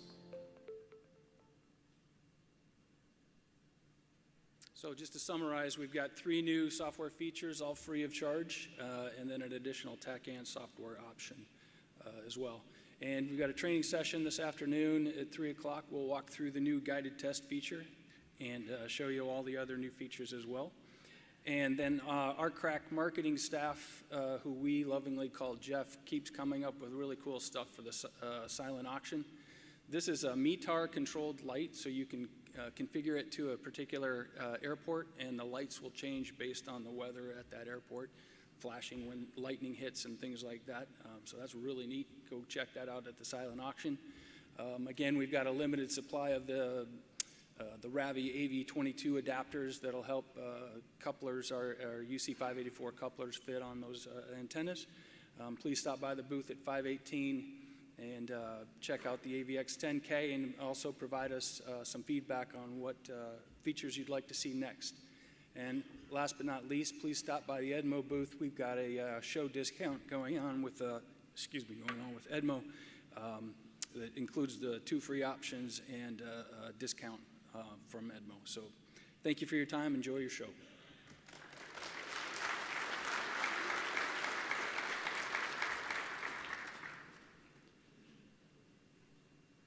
Good morning. My name is Mike Ingram. I'm from Shaden Avionics, CEO. So first, a little bit about Shaden. We are based out of Minneapolis, Minnesota. We are a small business that basically focuses on a few different products that you've known us for over the years, one being data conversion products, another one being fuel flow transducers. But we also have a large expertise in engineering to do what, say, other engineering companies don't want to do. You know, we do hardware design, we do DO-178, 254, DO-160 type operations. Today, I'm going to have 3 product announcements that I want to bring to your attention. So first one is involved around the disagreement that the FAA and the FCC had over the last couple of years when it comes to 5G interference around airports. So there was a couple ADs that were put out last year in 2023 and related to helicopter, rotorcraft, and aircraft. Most of those were accomplished by radio altimeters that were able to filter out that 5G and spoke digitally to the avionics that were on the platform. What Shaden does is we will take those new digital outputs out of the radio altimeters and bring it to analog and older type of avionics. So older aircraft, or aircraft that are not, say, in current private or commercial use. So this new product is called the DeRalt, Digital to Analog Radio Altimeter Converter. And this will convert your ARINC 429 into analog outputs and also the trip points or callouts in a oral enunciator type environment. The next new product is our AAS 450. So this is a digital altitude converter.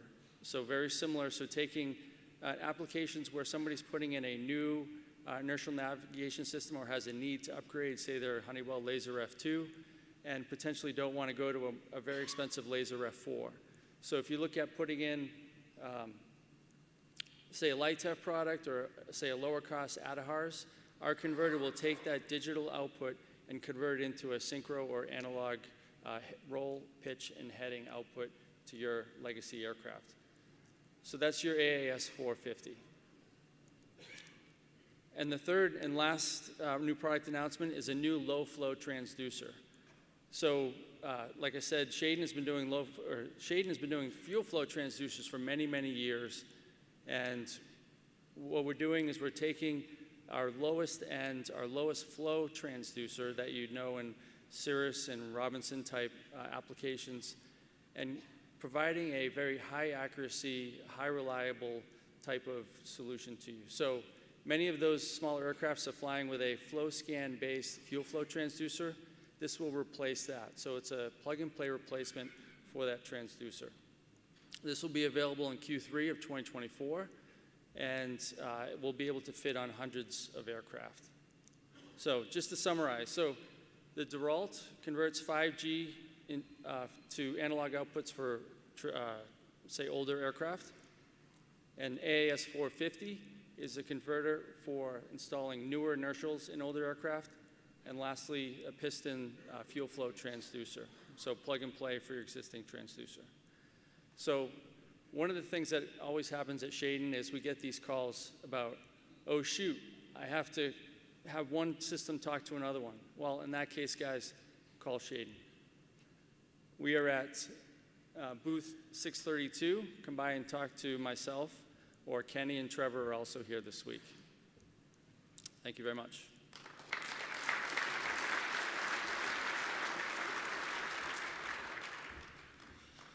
Good morning, everyone. My name is Hunter Pace. I'm the Business Development Specialist for Becker Avionics. We are going to be at booth 700.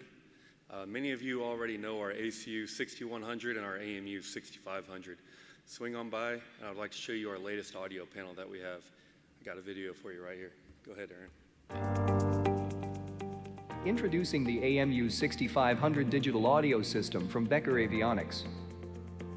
Designed for simplicity of installation and easy pilot transition, for either a completely new audio configuration or plug-and-play replacement of a legacy audio system, such as the Becker M1045.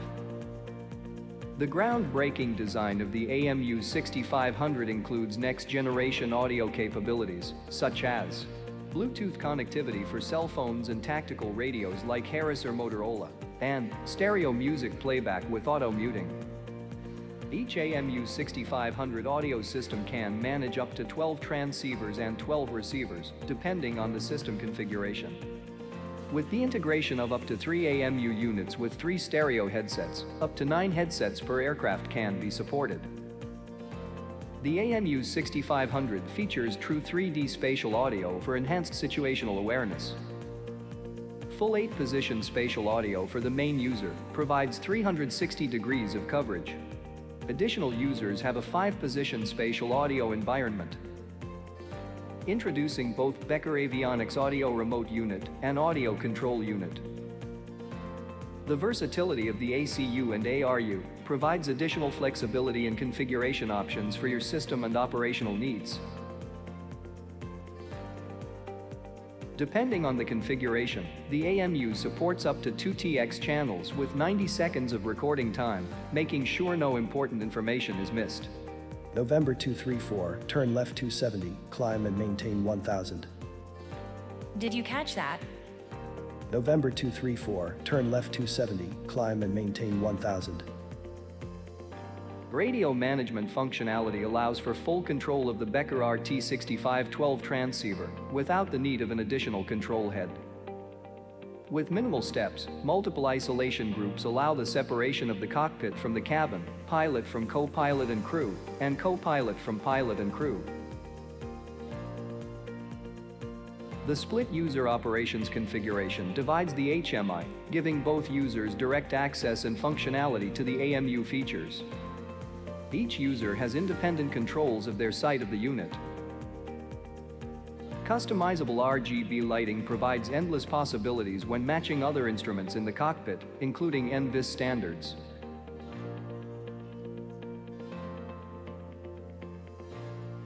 For more information about how you can take your audio needs to the next level, visit www.becker-avionics.com or email info@beckerusa.com.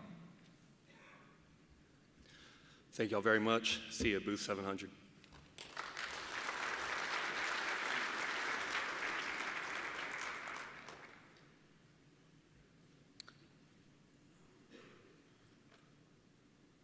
Good morning.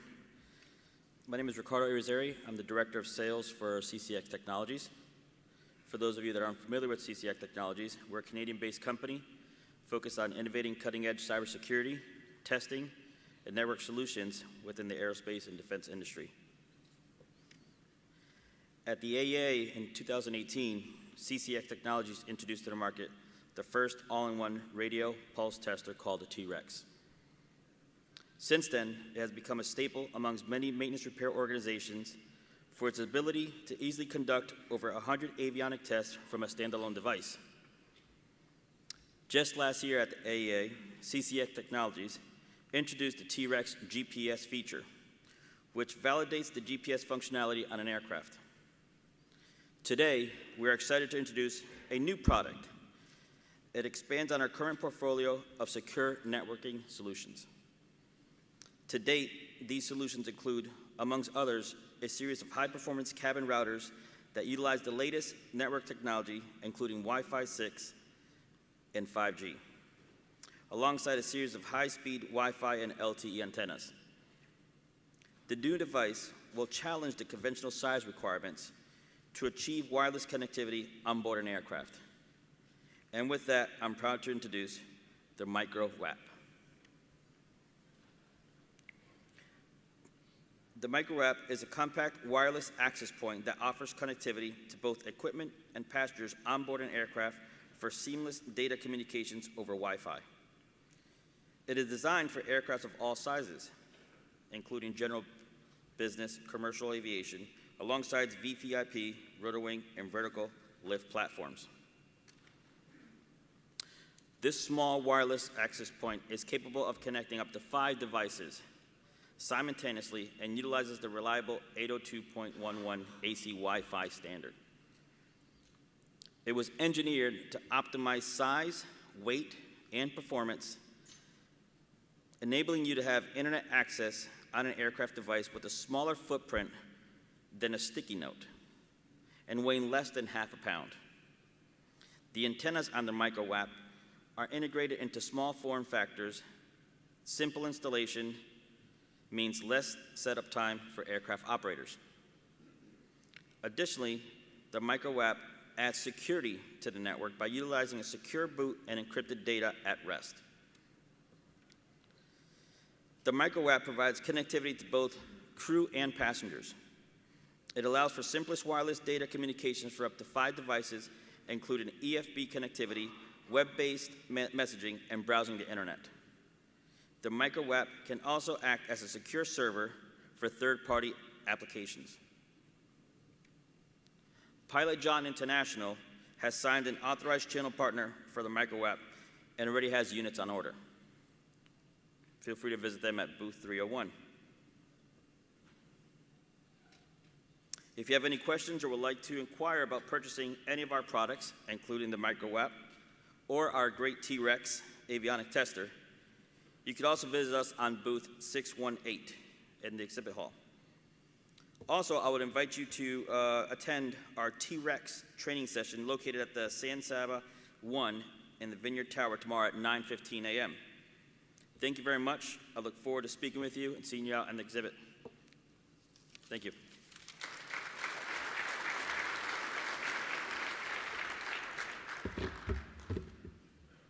Good morning, AEA members. My name is Josh Berry, and I'm representing Astronautics Corporation of America as Senior Product Line Manager. At Astronautics, we've been known for our high-quality displays, aircraft integration, and secure server solutions for decades. About 6 years ago, we decided to add wireless connectivity to our product lines. And in fact, 6 years later, we're standard fit on 6 different aircraft platforms from the final assembly line. And that's not easy. It's a real testament to our engineering and manufacturing to do that. But what it does is force the product to be high quality, reliability, and performance that is required to be on a final assembly line. And what I'm happy to talk about today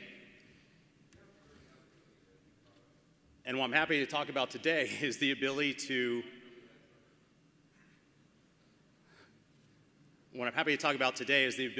offer this to the entire market.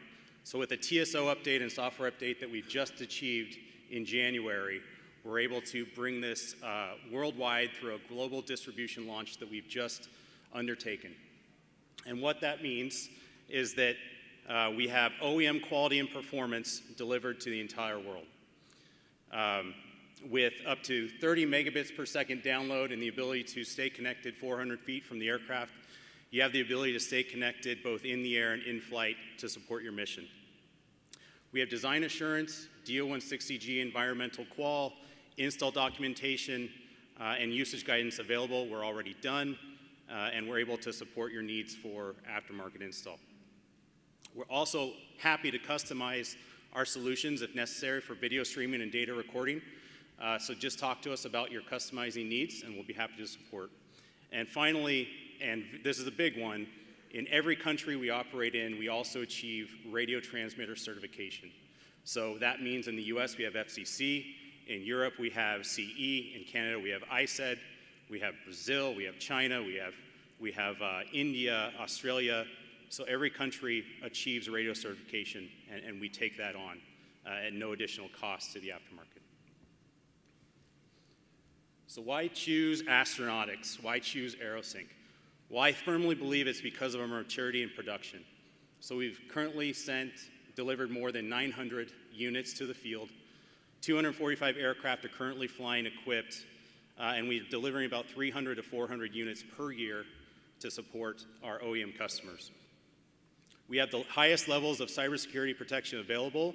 We're able to customize cybersecurity to meet your environment, whether that includes certificate exchange, whether it includes passwords, firewalls, VPN tunneling, etc. We'll work with you to supply that.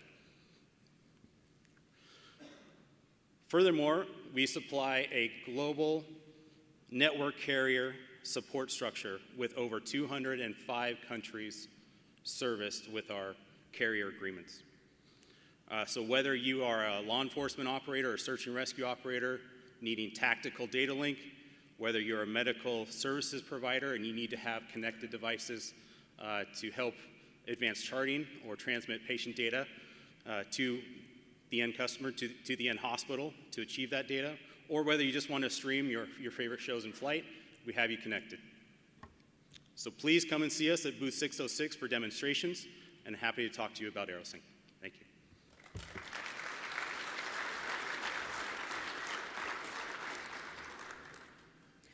Good morning and welcome to this inspiring time together. My name is Kenan Dickens with Avionics. We specialize in delivering comprehensive testing equipment and maintenance tooling solutions tailored to meet the diverse needs of aviation operations worldwide, regardless of scale. Our overarching aim is to surpass client expectations by providing a vast array of high-quality products and solutions, all fortified by unparalleled service and support that sets industry standards. In line with our dedication to meeting our client requirements, we are thrilled to announce the arrival of the ULB-Tech UTS 100 ULB tester, designed to streamline go-no-go testing of ULB's underwater locator beacons. This simple and cost-effective tester reflects our ongoing commitment to serving you better. The aviation industry operates in an environment where every second counts, and meticulous attention to safety is non-negotiable. Underwater locator beacons play a critical role in aviation safety by aiding in the location and recovery of aircraft and black boxes. Regular testing ensures the functionality of these beacons, enabling swift and efficient search and rescue operations in the event of an incident. Addressing this need will not only facilitate compliance with regulations, but also evaluate and elevate operational efficiency for operators. Amid the post-COVID era, the aviation sector confronts formidable challenges, notably in the domain of parts supply. This predicament has translated into significant delays in furnishing essential equipment and tools vital for operations across various scales within the industry. This obstacle highlights the urgent need for innovative and cost-efficient solutions to address the testing and supply chain concerns. Today marks the debut of the ULB-Tech UTS 100 ULB tester, poised to meet the burgeoning market demand for an intuitive and economical solution catering to underwater beacon testing. Crafted as a robust handheld marvel, the UTS 100 stands ready to detect the ultrasonic frequencies spanning from 20 kilohertz to 100 kilohertz with unparalleled precision. Tailored to accommodate a range of beacon models including DK100, DK120, DK130, and DK140, among others. This versatile tester streamlines this testing process with seamless functionality. Notably, it empowers users to conduct functional checks while the ULB beacon remains securely installed within the aircraft, ensuring efficiency and convenience at every turn. Known for its simplicity, the UTS 100 is easy to use, making it accessible for a wide range of users. This user-friendliness not only enhances operational efficiency, but also reduces the learning curve for individuals utilizing the equipment. We understand the concern associated with battery life while out in the field. With the UTS 100, you can bid farewell to such worries.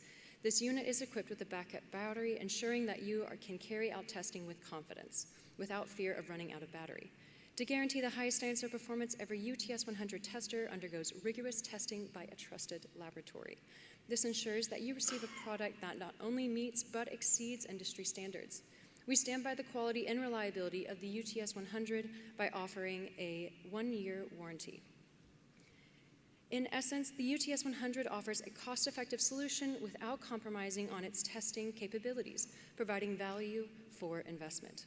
Beyond its functionality and affordability, the UTS 100 is ready for shipment, ensuring a swift and timely delivery for those in need of efficient underwater locator beacon testers. We are delighted to share that we are offering a chance to win a UTS 100. Don't miss out. Come see us at booth 509 to enter. Additionally, we warmly invite you to our training session on Thursday at 9:15 a.m.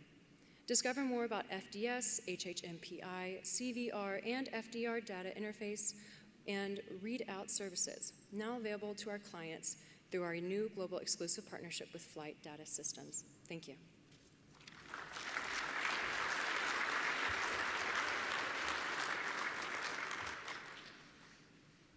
Hi, I'm Tom Harper with Avidyne.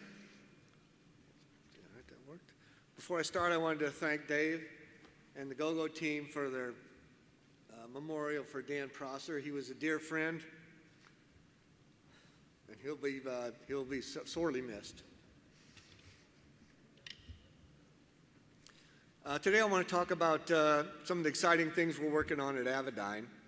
Up first is the Vantage 12 for Cirrus, which we've talked about for a while, and we're accumulating lots of flight hours, and engineering is nearly wrapped up.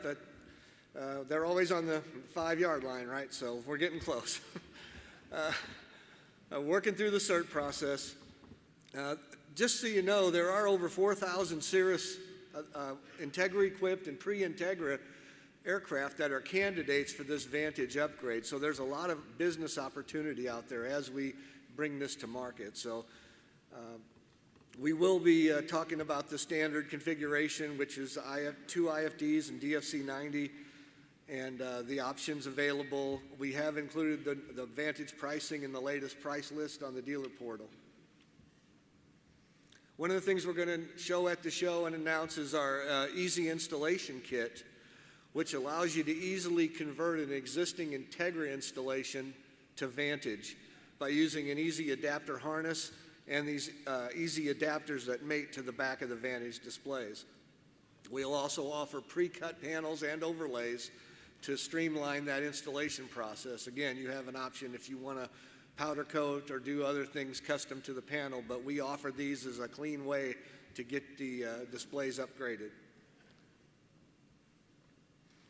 And you can see here, just as a backside of the view of the panel, we'll take the existing Integra connectors and plug them into the adapters, and then add the adapter harness into the dual air data computers or single air data, whichever your choice. But it makes for a really clean conversion.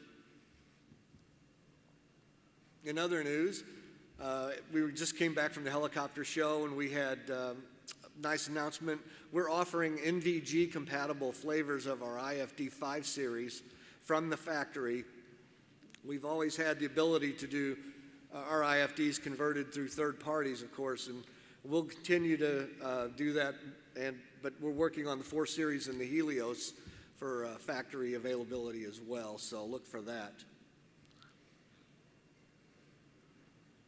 We wanted to just mention real quick that a Horizon Aviation group out of the UK just completed an AML STC on our IFDs for GNS to IFD upgrade on these 9 models you see here. So, and that they're making that AML STC available. So could help you streamline your installation approval process.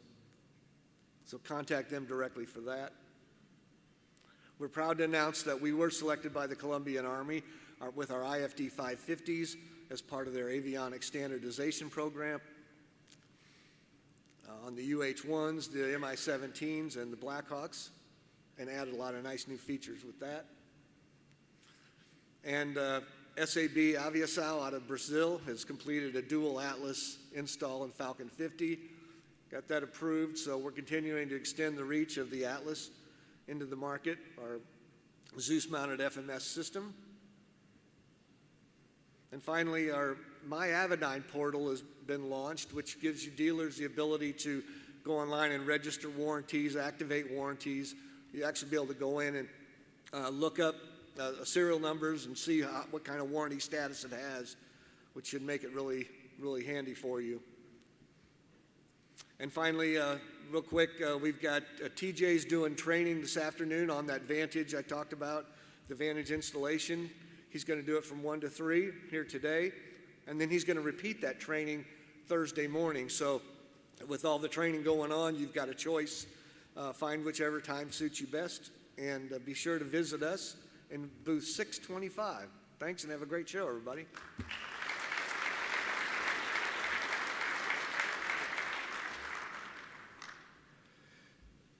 Good morning.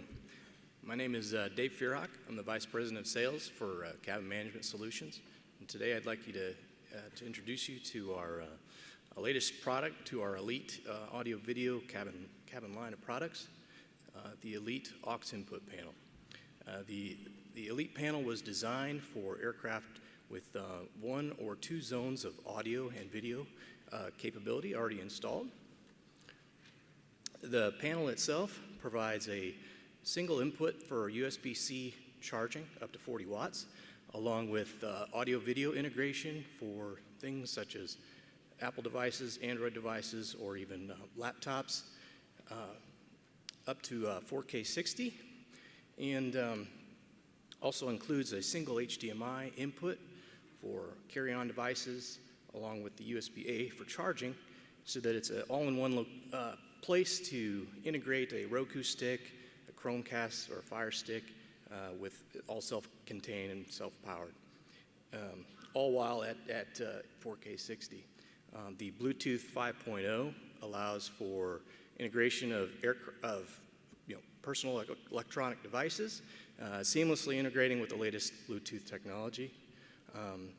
Oops, a little too fast there on the trigger. The video outputs supported, two independent video outputs via Ethernet, 2 balanced audio outputs, independently controlled to do audio zones, along with our Evolve Wireless capability for seamless integration into our system, or for support for legacy systems via serial connection. The Elite Ethernet to HDMI dongle is paired with our Elite panel in that the Ethernet outputs are routed to the dongle and then powered by that. And you have no longer have cable limitations of 30 feet for HDMI. You can go up to 240 feet and then have a shorter HDMI connection from the dongle to the monitor. The next product I'd like to introduce is the Cabin Management Unit, CR. I'll let you figure out what CR stands for here shortly. The CMU CR is a direct replacement, both mechanically and electrically, for the Collins part number 2052-1-X environmental controller. The unit itself is a single part number, but it allows to span over 10 plus part numbers of that particular unit by deintegrating the potentiometer control into a drop-in modular potentiometer dongle for those various inputs. The CMU CR comes standard with our Evolve wireless network, along with additional gigabit Ethernet connections, serial connections, and ARINC 429 for integration into cabin waste, water, and temperature systems that utilize 429 data bus.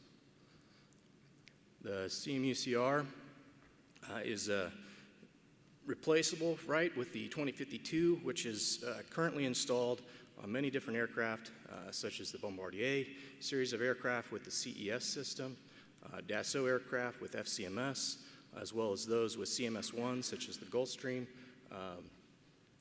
or Hawker, and the King Air 350. And don't forget any aircraft that's already been modified or installed with Venue in it already. So the real question is, which will you choose? The blue one.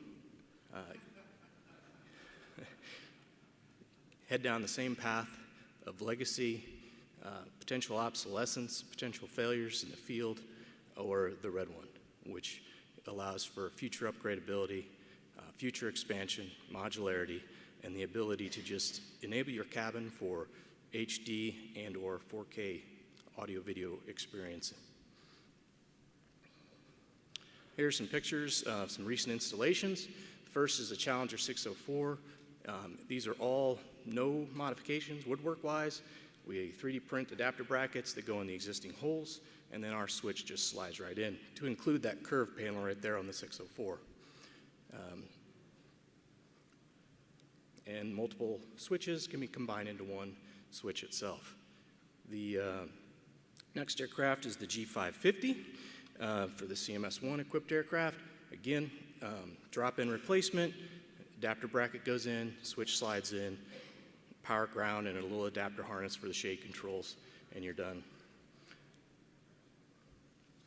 So, I want to thank everybody for your time today. I know it's a late one here, but appreciate your time, and come visit us at booth 531.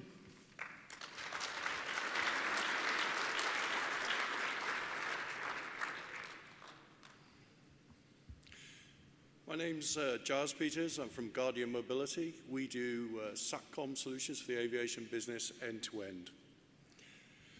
I'll be presenting you today with our new SATCOM terminal, the G6S. Talk about that a little bit later. But first, I wanted to talk about the change in the mobile satellite services industry. Iridium Next was launched in 2019 at a cost of $3 to $4 billion by Iridium. SpaceX launched those satellites on their behalf. Soon after, Elon Musk announced the new company Starlink. So Elon Musk is a disruptor in our business, but as far as I'm concerned, this is a good thing. People in our industry have always thought that SATCOM is too difficult or too expensive, but not anymore. Where do we sit? Well, we provide our terminal at 88 kilobits per second off the aircraft, that data link. We're right there in the mid-band section. Today, narrowband and broadband services are commonplace, but we are providing that mid-band capability that so many people have wanted for so long. So this is our terminal, the G6S. It's got external antennas. It's DO160G certified. And we've also got another variant that's already out there that's an all-in-one device. This would go on top of the aircraft and really is an easy install. The G6 goes to an altitude of 35,000 feet, with the G6S at 55,000 feet. Guardian Mobility has always solved beyond visual line of sight capability gaps that we've all been trying to deal with. We still do flight following and tracking, now at maybe 2 to 5 seconds, competing with ADS-B. We are still doing aerial firefighting, but now we can do video and images of water drops, and we do telemetry in the UAV market. We have advanced flight data monitoring. So that means with our integrated ARINC 429 on these terminals, we can pull all the information off the aircraft, bring it down in real time, give it to the OCC on the ground. Now the OCC has got caution and warning panel, just like the pilots. This means they can help the pilots who are already working so hard up there and actually can monitor everything that's going on those aircraft. We're about to announce our push-to-talk VoIP services. The VoIP services are working globally, north and south poles, and we can do things like in-flight monitoring of patients, where hospitals can see the inpatient data and maybe images whilst in flight before they reach the hospitals. I think that video compression techniques nowadays has improved so much that even though we've only got 88 kilobits of data to play with, we can now do live video. This means that ISR capability and also high quality images can be done at a cost of $3 to $5, maybe even $6 a minute for video, and imagery at $1 per image. That's a game changer. So we've already got early adopters. US Air Force Global Strike has already put their order in. Airbus, we've got 250 aircraft under contract, and Bristow. We are the first 88 kilobits per second terminal. This is designed and manufactured in Ottawa, Canada, which we're proud of. please come and see me at booth 929.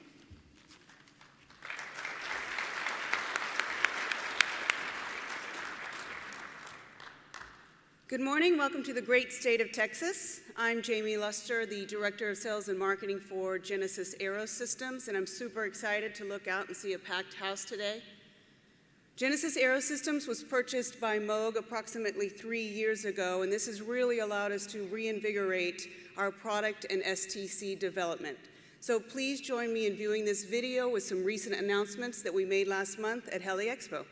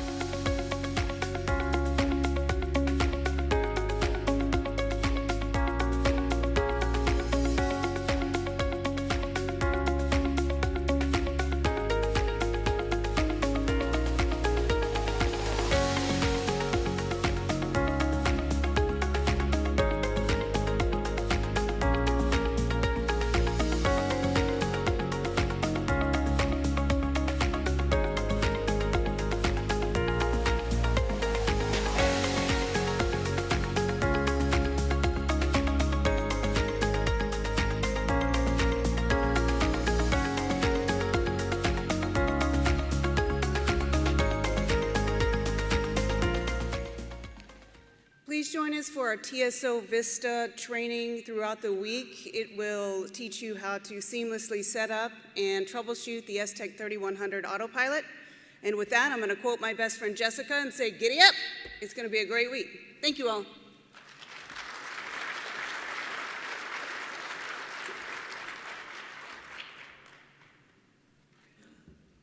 Good morning. My name is Katie, and I am from TriStar Technologies. And today we are introducing the TAC Ultra, which is the newest automated crimper in our product line.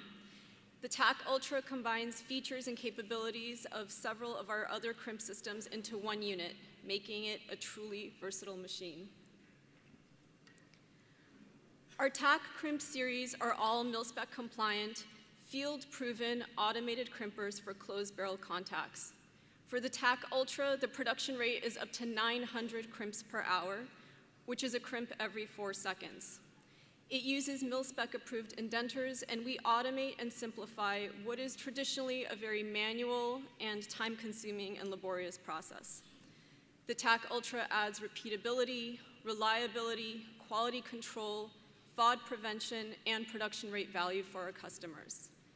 Because it uses a camera and gripper system design to determine the contact orientation, this one unit can now accommodate shouldered contacts, shoulderless contacts, and contacts with retaining rings and clips. Let's go ahead and watch a demo.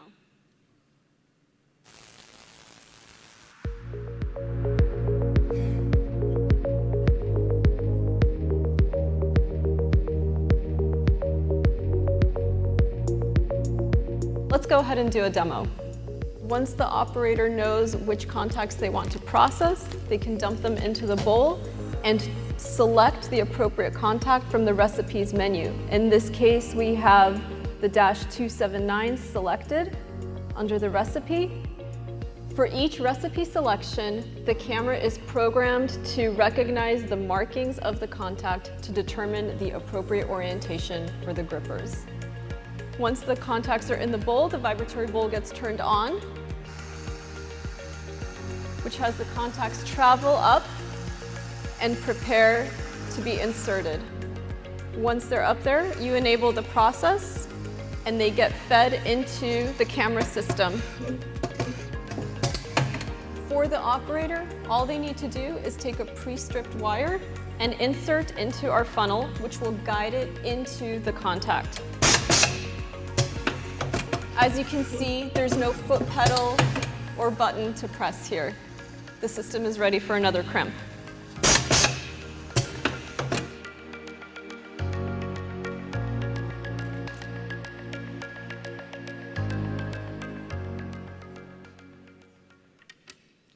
So a little bit of background about TriStar Technologies. We're located in Southern California. Please don't hold that against us. And we've been leaders in novel laser marking solutions, automated crimping, and plasma treatment technology since the early 90s. And we have over 15 patents for all of these related technologies. Our products truly span across multiple industries, and we're proud to serve aerospace and defense, wiring cable, manufacturing, automotive industry, even medical device manufacturing, and pharmaceuticals. Our products are certified, approved, and installed at all major aerospace companies around the world, as well as at numerous government facilities around the world. So for more information, or if you'd like a hands-on demonstration of our new TAC Ultra automated crimper, or any of our laser wire marking products, please visit us at booth 419. Thank you, and have a great show.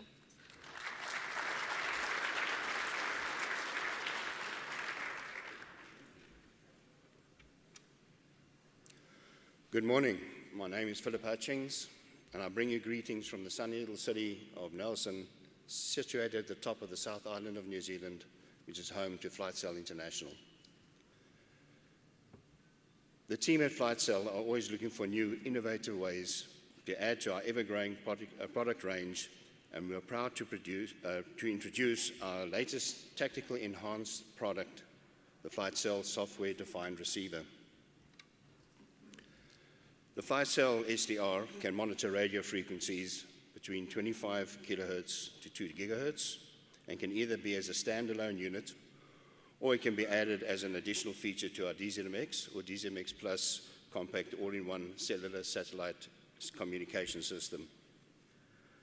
The FlightCell SDR can be controlled wirelessly using our Connect radio app or on the unit itself. The FlightCell SDR can currently receive AM, FM, narrowband FM, ADS-B-in on 1090 megahertz, UAT on 978 megahertz, and marine AIS on 162.0 megahertz. Listen to your favorite radio station, or monitor a company frequency. Free up a radio transceiver while receiving the latest ATIS information, or monitoring Marine Channel 16, or VHF 121.5. You can enhance your situational awareness by connecting your PED wirelessly and displaying ADS-B in or UAT traffic on for-flight and Oz runways electronic flight bags. AIS received on 162.0 MHz can currently be displayed on the FlightCell DZMX Connect Moving Map app or iNavX. Simply click on the vessel. You can then see the vessel's name, the MMSI, the latitude, longitude, speed, and heading, and when the last position data was sent. But wait, there is more. You get a fly-to course, giving you the bearing, distance, and ETA to that vessel, calculated using your current GPS speed. Further development is currently underway to introduce additional frequencies as per customer requests, as well as partner development with for-flight and Oz runways to display AIS data on their electronic flight bags. For more information about the FlightCell SDR or any of our other products, please come and visit us at booth 319, and I thank you.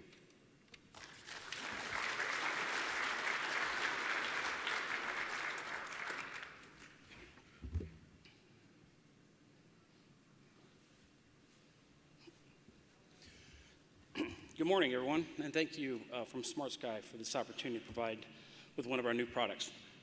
This year, we're introducing our new fleet management tool.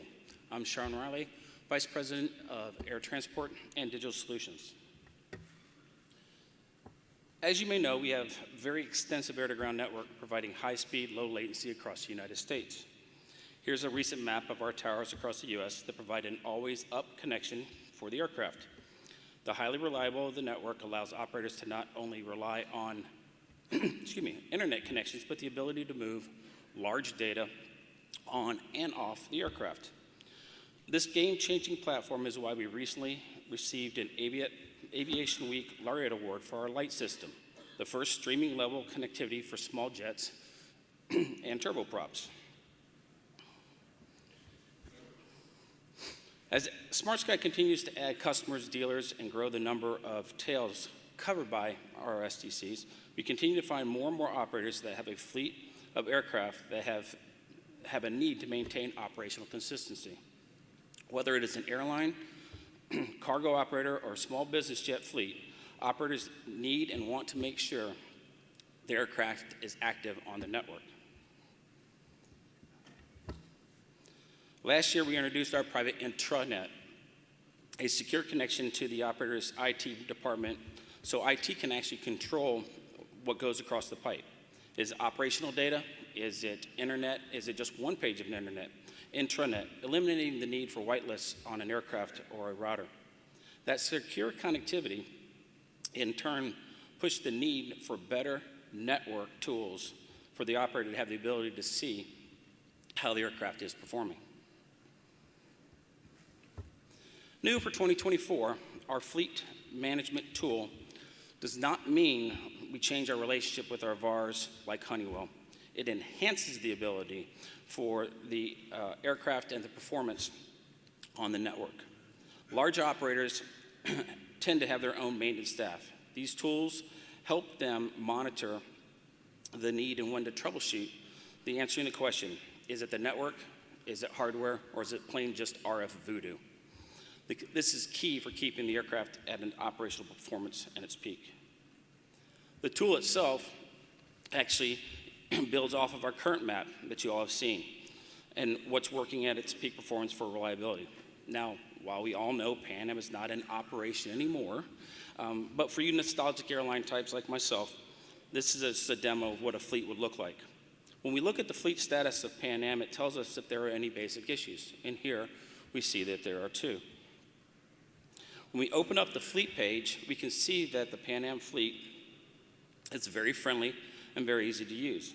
But we can also tell that the Boeing 737 has two issues. We can open that specific fleet to see what is going on. As we drill down into the two issues, one is in maintenance, so it's inactive, no real issue, but we at least know that it is on the network. However, one is active and one is in flight, yet shows disconnected with no data being passed. Whoever's using the tool can alert maintenance, IT, or whomever they need on the network, and have people standing by to look at whether it's the network or the aircraft itself. It'll even alert the pilot and the operators when the need be. Finally, thank you very much. It's a lot of information in 4 minutes, but feel free to stop by booth in 701, and for those of you on the internet, feel free to check us out online. Thank you and have a great morning. Enjoy the show.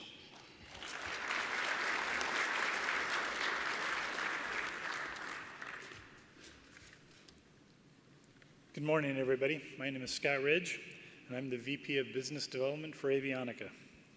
Avionica has been in business for over 32 years. Our primary focus is aircraft data recording and communication services, primarily for the flight deck and safety and operational needs. Our company started out by doing flight data recorder readouts for both validation purposes and for maintenance purposes. And then we created portable GSE hardware to manually download the FDR data to be able to do those readouts. And then as flight data monitoring became more prevalent, we developed onboard hardware to both gather and record that operational data, along with a wireless service to download that data after every flight. So today, here we are, a little bit back to the future, deja vu all over again, and we are pleased to announce our Pocket GSE family of products. So this is, portable GSE has been around for a long time and has remained relatively unchanged, including Avionica's own offerings.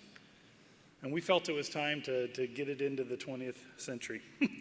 At the heart of this is AvSync. AvSync is our best-in-class cloud-based data transfer service.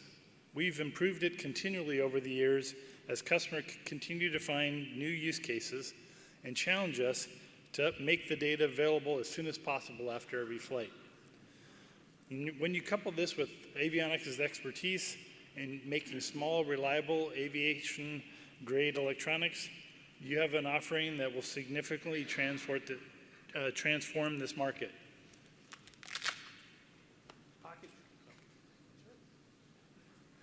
The Pocket GSE, the 1x2x4, small, lightweight, less than 4 ounces. This is all you need to be able to download the FDR data off your airplanes or do data loads. On the Pocket FDR reader, it's so lightweight, and the business model will make it so that it is ubiquitous. You will be able to have one on every aircraft at every station. It upends the operator's business case. No more waiting for tooling. And the cloud infrastructure allows security and quick transferring of data, which means less delays on AOGs. And if you bundle it with our readout services or our software, you'll get the biggest value. But as always, it's your data, and we remain agnostic, and we'll send the data to wherever you want it to go. On the data loader side, data loaders, there's two main choices for data loaders today, either a portable data loader or an airborne data loader. There can be value in both of those as they are addressing a couple of different use cases, but they also come with their own limitations. So you can get some of the best of both worlds with these products. The Pocket data loader, like the Pocket reader, can be ubiquitous. And you get the benefits of cybersecurity without the requirements of an aircraft network security program. So this will be less stress for your maintenance departments as they try to manage the fleets. No last-minute scrambling around for nav database updates every 28 days.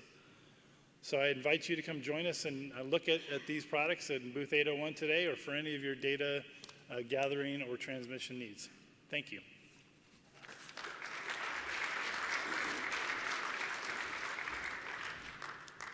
Well, last presentation before the break. So good morning, my name is Marc Boulian. I lead the commercial team at Universal Avionics, and today I'm here to give you insights into your future. So where do you see yourself in 5 years? Yourself, your customers. We'll be on the cusp of 2030, a new decade. How will they deal with ever-increasing traffic and the heightened focus on safety and sustainability? How many of you have one of these left in your house? Yet we expect some of our customers to still fly them into the 2030s. How will they deal with datacom from takeoff to landing? And how about all that data that the aircraft generates that just goes to waste today? Feeling dragged down yet? Well, fear no more. With Universal, we are ready to take you well into the next decade. How? With our Insight flight deck upgrade and the latest iteration on the Falcon 2000 and 2000EX. Insight is our latest generation of EFIS, bringing powerful computing, powerful graphics, and enabling your customers to fly well into the 2030s. On the Falcon 2000, it takes the aircraft from this into that. Let's do that again. From this into that. What a gorgeous flight deck. Whoops, excuse me. Insight enables you to do more while wasting less time and money doing it. It enables you to take more of what you want, closer to where you want it, in a shorter amount of time. More payload, more precision approaches, and data communication from takeoff to touchdown. Universal was the first company to certify SVS, and Insight embodies our second generation of SVS. The map is feature-rich and context-dependent. It provides georeference charts and so much more. Insight also enables you to focus on your mission. It offers graphical flight planning, touch controls are key-based as you see fit, and really importantly, it enables you to interact with the flight deck through your iPad EFD throughout the flight. And this interaction enables you to do more with your data. Insight connects many of the LRUs on your aircraft to your iPad, to the cloud, enabling your ops and maintenance teams to do more with the data. We essentially bring you a modern aircraft with your existing legacy aircraft. And that's what we deliver on the Falcon 2000 and 2000EX. Now, this is just the latest in a string of STCs from Universal Avionics. We can bring similar capabilities to Falcon 900s, Hawker 800s and 1000s, Falcon 50s, Citation 7, and Citation 20s. We can upgrade all of these aircraft and bring them modern capabilities that enables them to fly well into the 2030s. Don't forget to come and see us. 3 touch points this week. We have a tech talk this afternoon with Southeast Aerospace on how to install Insight on Hawkers. I'm giving a talk tomorrow on how to harness your data. And we are at booth 619 today, tomorrow, and Thursday. Thank you very much, and we look forward to see you guys.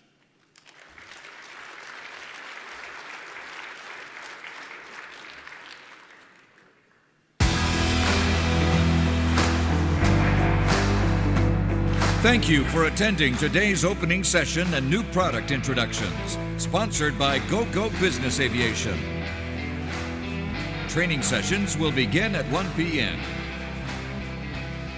Please join us at 5:30 p.m. for the AEA First Nighter event. Thank you, and have a great show.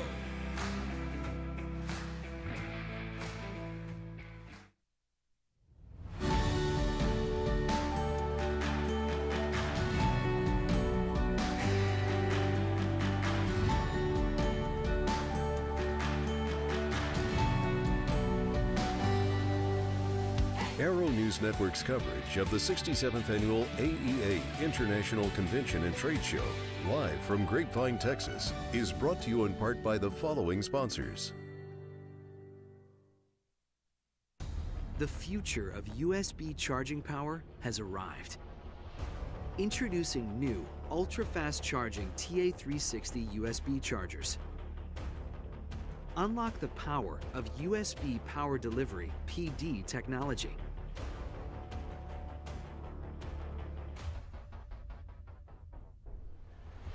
Max power.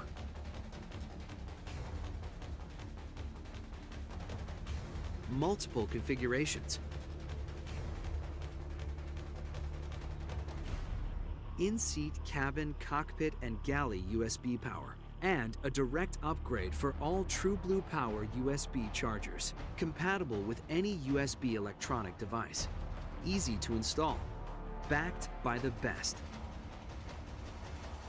TrueBlue Power, the USB experts. Working with Gogo has been very easy. Great partnership, growth, it's been great. Reliable network and a reliable system to install. The upgrade, 100% worth it.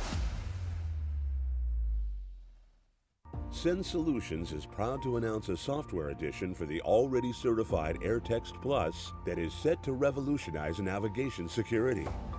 This is the first independent spoof-proofing product on the market, designed to keep your navigation system accurate and error-free. Your exposure to spoofing is growing as the technology becomes more readily available. Find out how to protect your aircraft from spoofing at goairtext.com.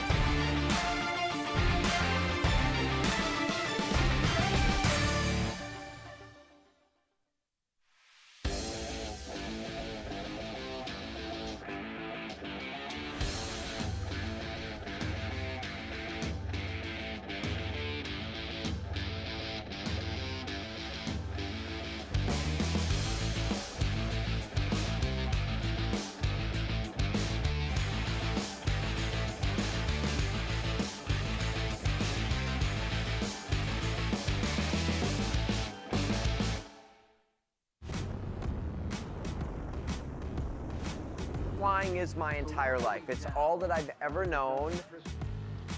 I've relied on Hartzell propellers since about 1995. Hartzell means much more than a propeller. It's a relationship. When you hear the phrase built on honor, they care about us as pilots.